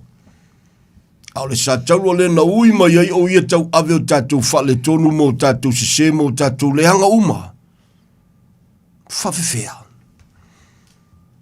Whesosoani atu le nganga o le tua o e whafonga ne fiafi. Via leli. E le pepelo le tua Samoa. O le wha sa o loto e le atali. E sa o loto wha maoni le tangata le nā. Ai a sa o loto foi. Ia e leo si sa o loto ngalai. E whai ere me fie kama le lo matua. E leo si sa o lokonga e whapela ngol tu e ka le siel na. Wa umana pa siel tu e ka le siel whainga e whai ai. Ai a lo whai le tua. Ma lia lo loto usita i le upu. A e claim o le tangata whaatua tua i le tua. Can I say that again? Ma lia lo loto usita i le upu. Le upu monia le tua. Na tau tino ele tangata o le tua. Ilo na foi taimi whai mai mātou te le mawhai. O na whaia se mea le te tau ma le upu moni. Ua na o mea te tau ma le upu moni. Tau alanga foi se tasi au au na mawhape eifo. A tau tala le tangata. Tau tala e tusa ma le upu. Au au na e tusa ma le malosi. Ina ia vi ia ai le tua i mea u malava le soi fua le tangata i aso tutoe. Whaianga ko si ia maua tusa pa ia o le tāua le nā. Ia si e tusa ma le upu. Tau talangia e tusa ma le upu. Hallelujah. Ya, nā tu te whafonga fo le telo taimi. Tala noa tu inisi o mea ua awa wina inisi o tangata. Ia pea o na whaasoa le telo taimi. Antonua o le malama nisi. Iau nisi ua whaia ma le iloa ai ona o le nau i le tamau a inga ma le maluale i. Ua whiriwhiria ia e alu sisea ia. Ia. E le ngungu tātou polkalami. E le ona o mātou tangata. A o le tua lava ilo nā lofa tu noa. Na ia, tāpena ina mawhatanga ina ai. Le ola whatau waa mawhaonga ina mo Samoa. As long as we live. Ia lofa Yesu ia te oi. Ta walanga fwele nei aso. Ia ka whewhe. Ia kangaka le loku mo le kangaka Ia le tua inga o langa lai whai. Ka lo whai ngai kangaka O le upumoni Samoa. Of course. E ino le tua le angasala. Of course. Hallelujah. E levi ia i le tua le angasala. Of course. Ia ua foi nei manatu le tangata angasala. E uru fale le malo le tua pe awhai e le salamo. Ma whātua tu atu ia Yesu o le na maliu mo ia. Amen. A le upumoni, at the same time, e le o mawai a ile lofo le tua na laina fo ile soi fuolo na lo pele. Ina ia aua nei whana oe. E o al kangaka mio le anga mal kangaka mkwa i kansilo al kangaka mkwa mkaukia lava. La lava ya lofa mai le tua ia te oe. Pe a whaio e whafafonga mai lo uleo whatau ale ne fiafi. Even though fo i leo whafafonga mai nisi. O le whiau tau ave ma le whiau a mautinoa. La lava ya lofa mai le tua ia te oe. Baua o lea. O le ava noa. Na ta pena e le tua. O le whaidor joa. E pule ai le tua le teime matala ima le teime te puni ai. Baua o lea. Ia o le aunanga marangaluenga. Au soa au auna. O e ua au auna e tusa ma le upo le tua. O e ua mua i salamo moni ma whaatua tua ia Yesu Keriso. Tau walanga leo le whiau le na. Kere kau. Hallelujah. Kere kau sela ima kau. Kau whawhai leo ke la unga. Se longa pese i o le leo kele lau la unga. Via le li. E o lona e. Langona ina le tāua le maliwa Yesu Samoa. Pauanga le whiau ke la unga ai. Pe umafongi kausanga ma la kausanga la sau mungi aso kokoe. Pauanga le whiau ka ua. I lungo le fonga ele nei. O lea le whiau. Na maliu Yesu mo te ngata soifua uma. O lona fina ngalo iaua nei whano se tasi. Ai o le tali atu o le tangata e tusai ma le maliu o Yesu. O na o le afua iai le unga te iai. Ia ma le unga foi mante o iai.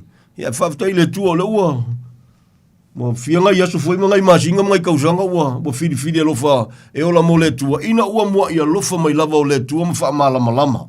Ia ma fidi ai ola mo ia. Ia ole ua fai tau fiana i tausanga. Ia mani aso tutoe ali mai tia. Pe alo lual mea alu ko ole mea la lava fin ngalo le tua la lava tua vano le tua le yalu sikianga. E alu a. Ia e alu a inga Ele sui alfe au. Le alfe au. E lofa Yesu ia te oe. E lofa le atua soifua ia te oe.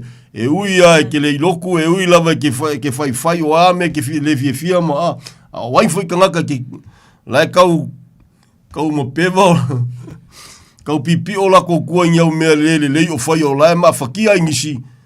Let me say this to you. E le vi ia le tua nyau mea o fai a la lava e lofa ia te oe. Can I say that again? E ui anga foronga ka ingisi nyau mea o fai a la lava e lofa Yesu ia te oe. O le mawalunga na o le mengo o le alofa tu noa. E le fuai sou le lei. E fua mai le mena tupu lungo le San Jauro. Me ngama kwa. E mangeso ma. Kwa i kukuli. E le mwhainga pupula ma ia. Sa kangi pia kaukalangia le mengo le alofa tu noa isha. Ua malama sa kangi.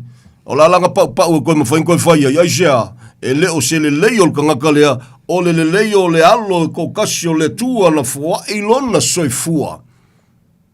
Peise iwa whamatiwa ina, peise iwa lea mana ia o ia, a lele ua, a vea ma whamanianga ia ti oe ma, o lea whamanianga, e leo se whamanianga la e whape kumoila wako. E iri keimi whamanuia mai, a moanga i meko kongola wako. Al whamanianga, o le manuia whaaleanganga i te saoloto ai mali tangata i tutonu. E ola matau ai tangata i tutonu, i le tua e ola e o me uma. E oli ai le loto lai tutonu, ua i aile mei ngole whamoe moe, le anka ko whai kaule kusilanga whai kawangi. Sao noa ma le tua, le ai ma se whamoe moe. Nu wese whapau whanaunga le tō sa. Ma tau tia. Au le lofa tu noa le tua. Ia, via le li. Se tua ina lofa, se ta maa ina wha mahoni. Via le li. E malama lo foi tātou le lofa tu noa nao le tua. Ia, ke li kinga inga, usua wauna, la ua wewe au. So, iai. Me foi ngai ala inga keleng whale kongu ia, le whi au ngai ki kawalanga inga o le, so, iai. Au le so, iai, e ke uia kulsan taulo ke riso. Mo whaasa taulo ina iau i le lalolangi, male lalolangi ia te au ina ia pulea wao a le tua ia te oe. Me nai wao me tuspa ia i tangata o le tua whai tete. Aua ni tau matineia le nganga pa ia, aua tau te whati ngai le nganga pa ia, wai, o le nganga pa ia le na ua whawai ia te oe le tangata o le tua, le tangata o salamo moni ma whaatua tua i le li. A whailawa te li salamo moni ma whaatua tua i le li, e ma whaihanga e kalangoa i le nganga pa ia. Ma whaihana e manatu le nganga pa ia ma e loa fōi. Ia ma sisi mau fōi mau o leku si le nganga pa ia. Al mea ua mauti noa, a whailawa tātou te li salamo moni ma whaatua tua ia Yesu, o le tala nal tus pa ia. Whaingatā. Whaingata, e saua Yesu o lailo loku la wali inga, la e whaile lako kapo inga. Na iukaya, na wisala elu. E fio mai a Yesu la lava e, ia o le whawhika auri la. A fio mai o i o le malama o le nei lalo langi, ai ke enga e kama. Kama whai e lama, tama whai e whasioti a te ia. Tala no anto ia o le alo le tuo ia e o mea uma fi mai soli. Soli. O enga iet ke mungi, o enga ia mama. Ante lo pa Yesu le ai, ele ke le kaukala ku se kulanga nga mai le fa pe fo se ke mongi le lingo kaukala. O le lofa tu noa sidi ese o le tua. Amen. The beauty o le lofa tu noa o le tua soifua. Mo lalo tato loto ilu mo le li Samoa le atu pele. Praise the Lord. Praise the Lord, praise the Lord. Hallelujah.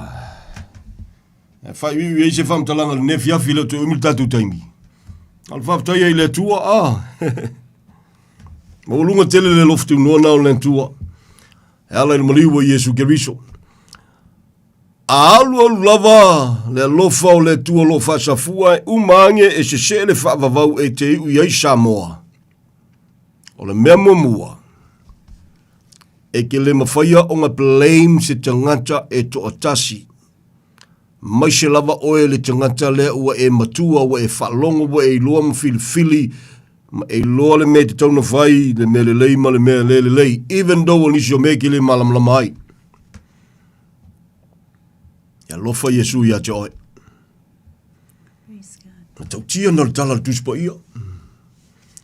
Te lea me, pepese ai ngisi ma whapea mai o le angasala le mea lewa e le whaia, o le angasala le mea lewa e le whaia, ia mai tātou fwoi fia i sala elu ma ia, la le ka uia kua ngā lisi kere ngai whaafafonga i leo sui ale upu.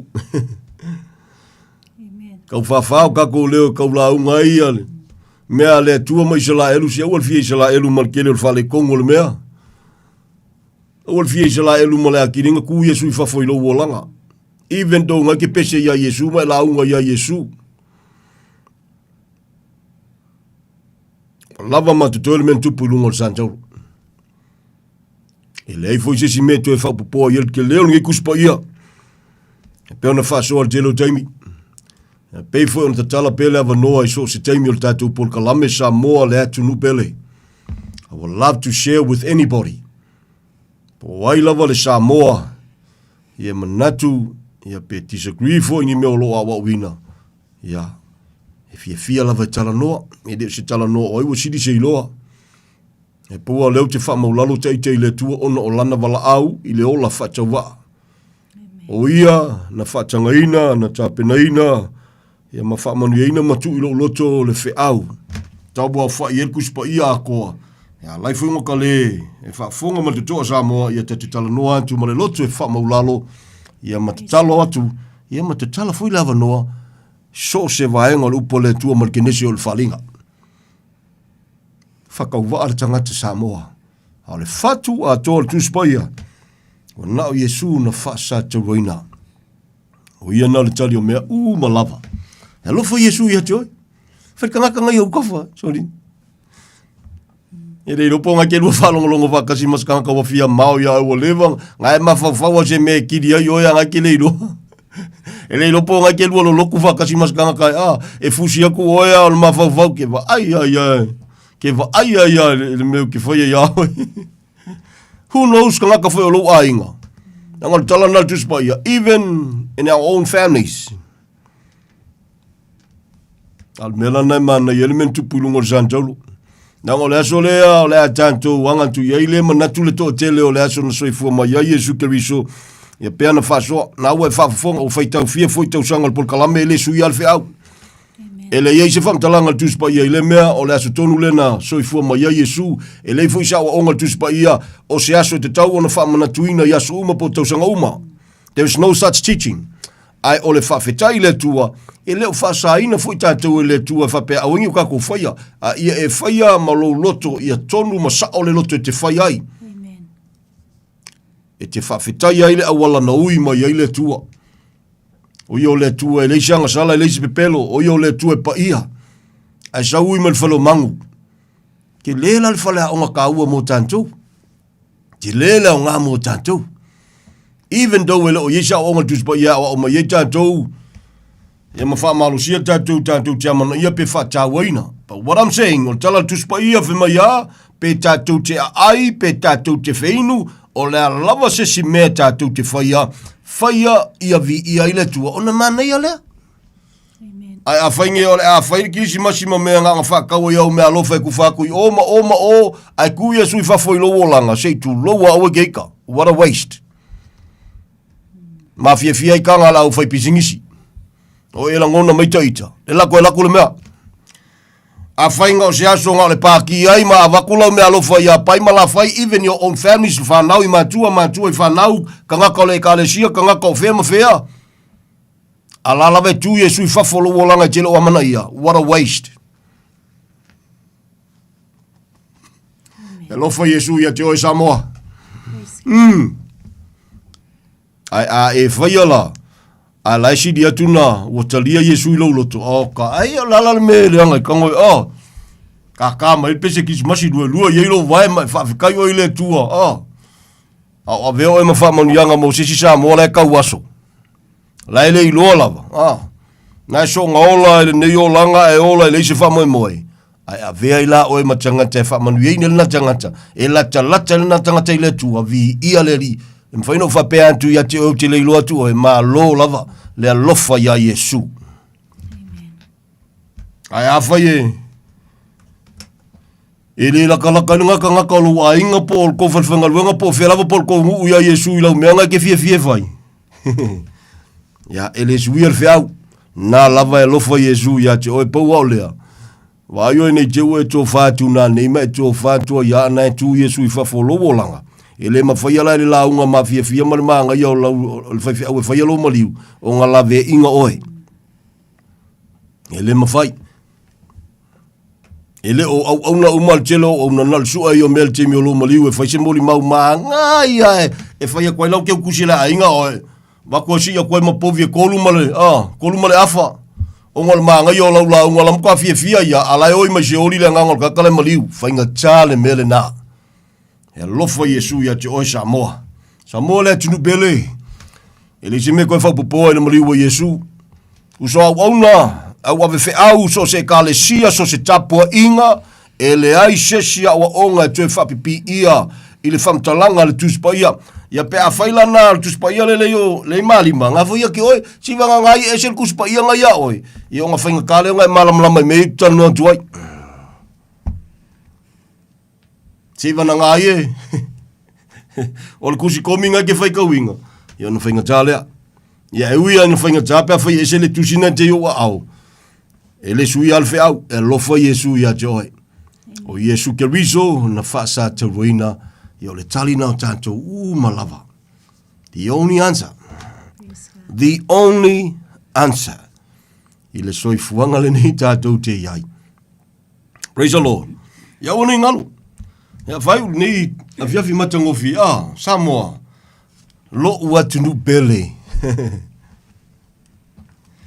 Ia wai.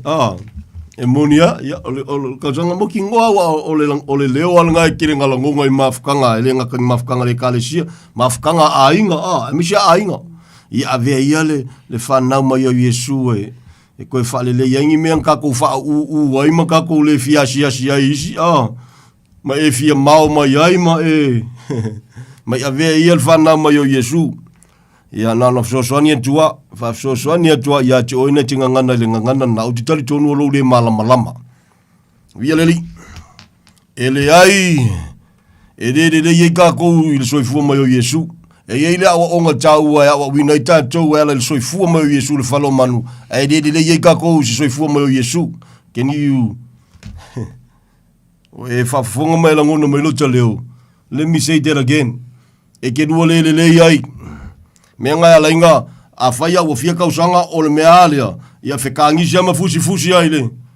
I le whanau mai o Yesu, no waia ala inga le alwe se, e ei ale ki ngai lo loko, i le kiuti lo loko. E umaku fo ele lope koe mawhakia ele ka apel ngā mawhakanga, sa whatau nuu I le kilisimasi. You know why, se ele mea ngai whaavai ele whaale lenga. Ele leika kou I le whanau mai o Yesu, ele leita tau I le maliu o Yesu, o le tala le tuspai o le tala na, tala tangata o le tua, vai tonu le upu o le tua. Ta ua le malamalama. I se o whai kauinga ku, nye ke whai kango whika kaika, ia leli.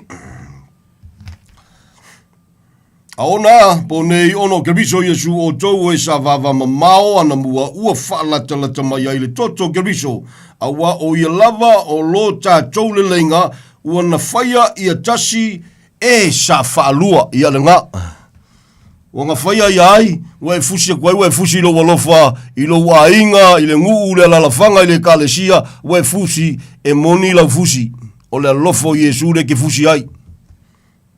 Aleluia, mafua I sea, e leo le whanau mai o Yesu, o le toto Yesu, tala noa le maliu o Yesu. Aleluia. Via leli. Praise the Lord, praise the Lord. Na solo ia I foi le ale pava e loto o le feita ngai sa vaelua inai. A wā ua na whaa, umatia foi I lona lava tino, le tulafono I poloa inga, ma whaatonunga ina ia, le liu e ia lava lea to lua ia whaima, tangata fou e tasi ia tupu ai le lenga. Oi, beautiful. E oi poloa inga. E oi menga waku ele tua ia isala edu, ele ia ma se mea mea ngai ke mangui ai. Can I say that again? Se fulua I sa paki fia isala elu e ke le mangui ai. Na o Yesu na faa sa tauloina o le tali le nao so se tangata se tulou o lo mawhaia na manava I te tonu ma manava I fafo. O se tangata o lo so I fua bea. Jesus that was crucified, the only answer. Via leli, praise the Lord. Med vam talanga fa wau.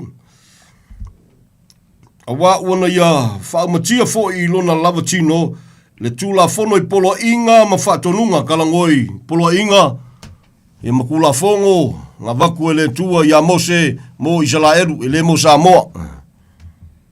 Taua tātou malamlama, via leli. Ina ia li liu e ia lava lea to lua ina ia whaima tangata fou. Tangata fou. E tasi.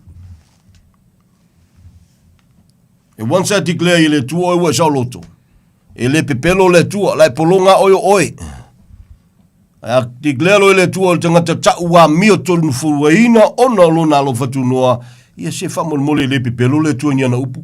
O kako nga ia se tulo, o kako nga pepelo, o kako ia kako, o la pepelo. O ke alofa ia oi, ai au mele kua. Ai mau le ola. E lofa Yesu ia te oe. Awa ke papole le ola. E pule le tu le ola. Via le li.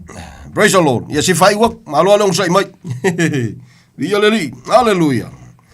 Ia fai maa matangata fau e tasi ia tupu waile le leinga. O feanga le ai o lungo le sa taulu. E reo le whanau mo yo Yesu. E whafonga mai whamanmole. Fai utatou. Ma ia whale leia ma le atua e sa tolua i le tino e tasi. Ona o le sa taulu ina ua whaamati ailea le feitanga i. Beautiful, Na maliu mai fōio ia e fola mai le tala lelei o le leinga ia te o tau sa vāvā mamao a toa mai e sa laka. Ia walu a koa ngaka kou nu ese ma Israelu wai kleimo Israelu la laka i le tua. Ona o le tua na whamanuia ma mua i whamanuia ia i lantou. A ele mele kupu. Fai ua nge fiafi fe melkala kuspa ia. E ele keime a o e sa mua e avema muli. O e muli o le avema mua tala noa ia Israelu manguese. Le wanganga. Fesu ia ele tua kulanga la wali ia. A special umala wali ia ele tua. Ne ua iluma kako. Mafua isa ele o sou le lei. Ele o sou ko anga le loko ele o sou wa ma. O ia lavanda mua ia lofa mai. Le ua fesu ia. La lava ya lofa le tua ila wali uma ya ko lua wai. Israelu matangata onu ese. A wai luma langu ese gaming ai ona ole lofa tu noa. Fe metala tuspa ia awala to te fa fia popoto. Awa to te fa maululunga lva o to ma Israelu mana tua Israelu te talo. But this time, this moment, ole taimi o tantou. Onu ese. Nelo te tala leva no te urufale ai e ui atu ia Yesu. E leo Yesu malko perfeka, leo Yesu malko wamale wa ongal loku. No, only Jesus and Jesus alone. E whapipi ilo Jesus i mea, that can easily become a different gospel. Yo na se selea, ma se se ai, ma whainga taina e malama i le lofa tu no le tua. Whema ia, leo mua iluma e sa mulmuri. Ala walia sei luma leo ko ku mai ku ala la vai special e pau ala ka special lunga fonga ele nei o ai Israelu o fe nga male kale si o le toto na fa tawai via le famanu le tu ya joy wo makako praise god anga le ya tu ya te ole nei aso aso fia ia fia ma ku le na mo ya lo fa mai Fe anga ye o ye le fia o lau sunga le mawalunga o ye le fia lau sunga. Ya na so atua. Mana tua I foale alo fole tua na mali wailu na lo pele. Ya na ilo foile fia. E le fa manga kua inga o se e ala ifo e se le inga le ke ala. Anga le tua ya choi. Alo fa tele atu. Aso fia o lo fole li Samoa le tunu pele. Yeah, to Lord, we are nothing without the Lord. With the Lord, na oi.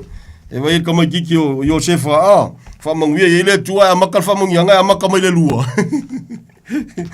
Ai malam lama yalau le tua. Ya le tio foi mai Paulo. Tesalonia. Ol fina ngalo le tua. Tau o lo wola fafetai, pe folonga ka, pe Somalia pe onga, fafekai ya. Ola pule le tua le pule oi. Lo so fua mo so manto vola pule a wao le tua. Amai a fule ni tausanga. Ya, o te talo se angalo foi ni si mea ma ngai o ngi kausanga kukupua. Pe ngalo foi se singanga le ya e foi se fia milionga. Ai fa mole. Ya ngalo ni si mea. E une ngalo le lo fole tua na maliwa Yesu mo e ma. Pe ngalo anisi mea, au te leo whai atu la te whangalo. Iala le anga le lei e le ngate mantua I whanau o whe lava. Tonu wa ainga, au te leo whai atu e whangalo. Alo wingo tala, ai angalo, ngalo ngisi mea. Ai awal mangkua me whai kangaka, ngalo me whai ele atua ia te oi. Ia lofa tu noa ala maliwa Yesu. E le isa lofa sidi atu nei lo le lofa Yesu. Samoa le atu nubele. A whai fo e manantua, pe ele amanga ia o entangata po le alava.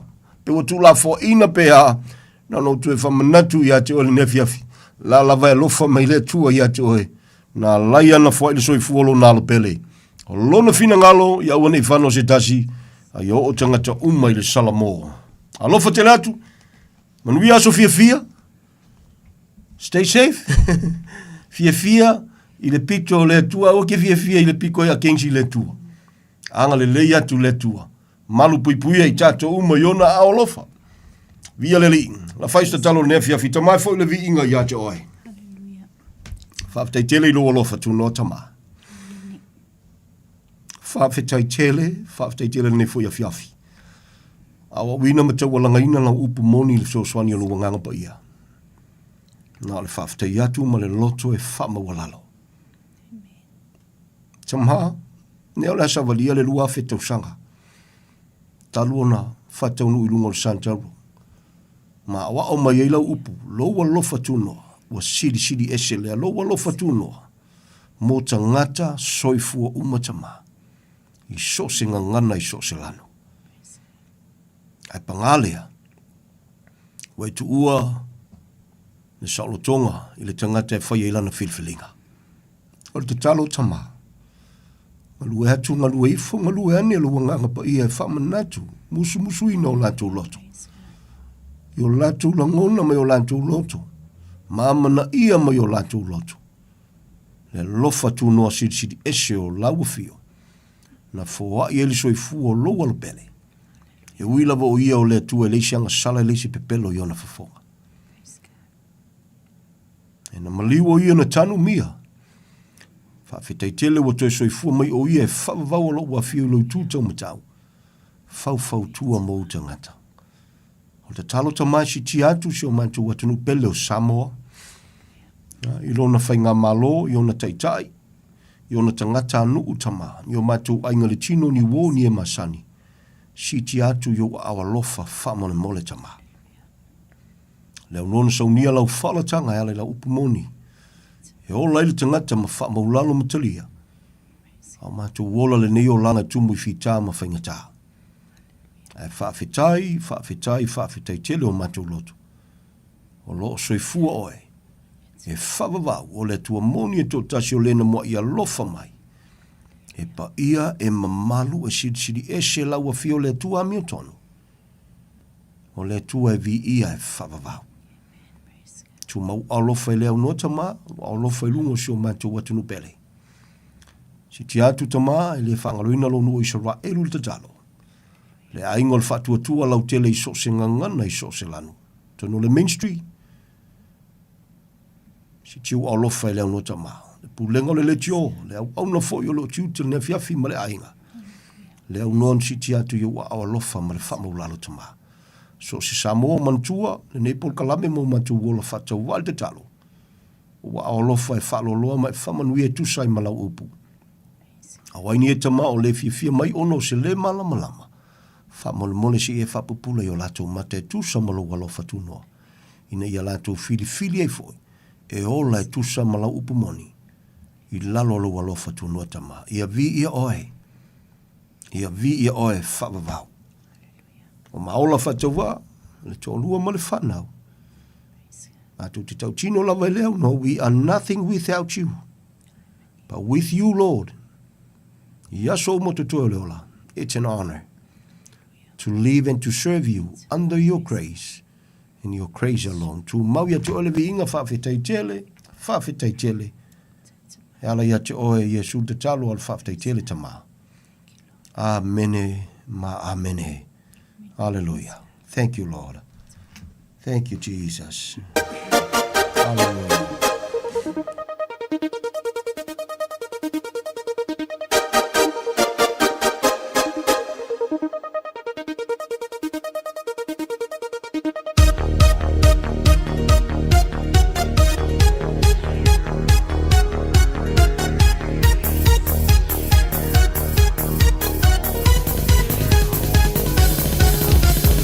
Oli, no, male, oli, no, no, mai, Yesu.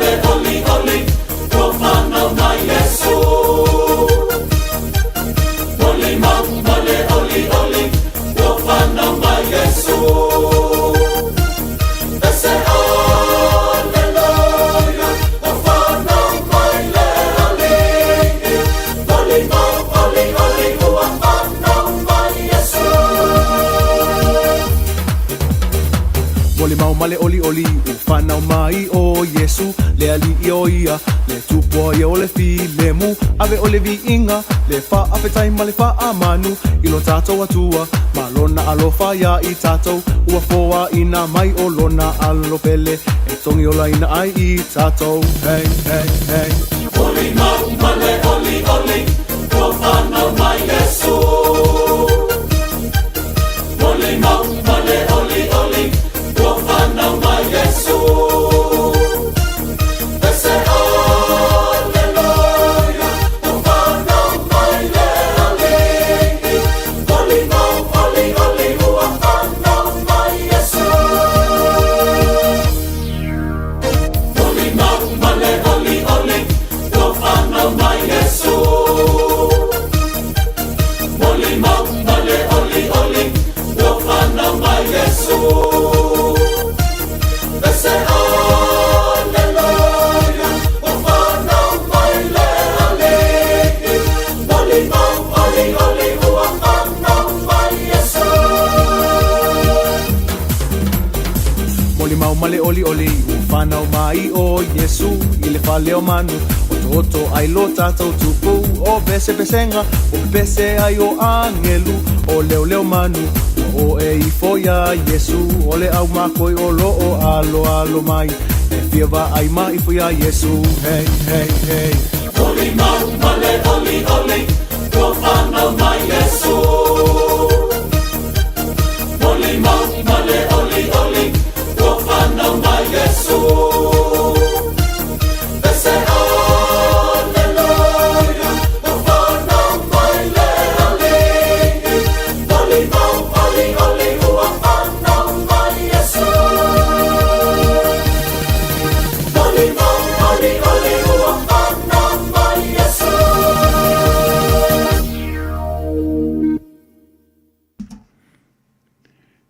Mori mau mane oli oli wa Helps protect from leaks and spills. Mai atu ai Glad, our tātou. airtight Toi seal por klama won't nei let po, you down. mano le pomoni. Pe ant pe nei na pasta titi sa le pea, mar patua ia tani nei po, ia mese lama nei por klame ia sa. Tasi, poi swing mai po nei po, no ni se por klame, si fil maro le tātou tunu le ua malo lo foi, toi foi mai foi tat sai mar pa moi moi. Ilanga leo lo tātou tua le tau sangpou, la po leo toi su mai dumar por klame le mano le moni fa malo mar fa tai songa titi mar fatua tani yang lele lungo ala patu ni ai mo tom la mo pos Christmas file mu ya sta sang po fe no ai po ile lo fa manga le lo ta tua oro minuto tele tu lai va ta tonu ta lunga sta tua nei po le ona pata va sa mo le tonu pele fa fetai tele langa lei fa tai le lo fa ala le tano ma pa anga lo fa ta va ma lo tu sale so ta to mulia tau au Yesu to se po mo ta to vola ia lava tau tai lo ta to sa nei ti lau fa mo po longa ai o nei tau sanga i ta to mo le aso e pe on tu mata i pe ai la ngona au kelsiano fa to tua nei ta to nu atu po e fa manatu ina so i fo mai o le fa ola pepe o Christmas Yesu Cristo tato mo elon file mo ya mesi sa usang form ria tu mo pe fam yang al fa ma on yo tato tua le as pa vai asa ma se ma sa mo le tu pele la lama sta un payato le ona sala lava ngana sala ya vala pa mo loto nga ke siano te manga ai pe lava ma puta mai ai pe o pa ponga me lo pa wa ke lan manu tu oi o atu no o ma mau Maria tanto e foraunga ole nei tau sanga lu o lima ma o Christmas Maria na yo so ainga tau sanga fo Maria tumu i famlianga le lofa tu no lo tato tua tai tu saloto le awona soifua ma ia manuia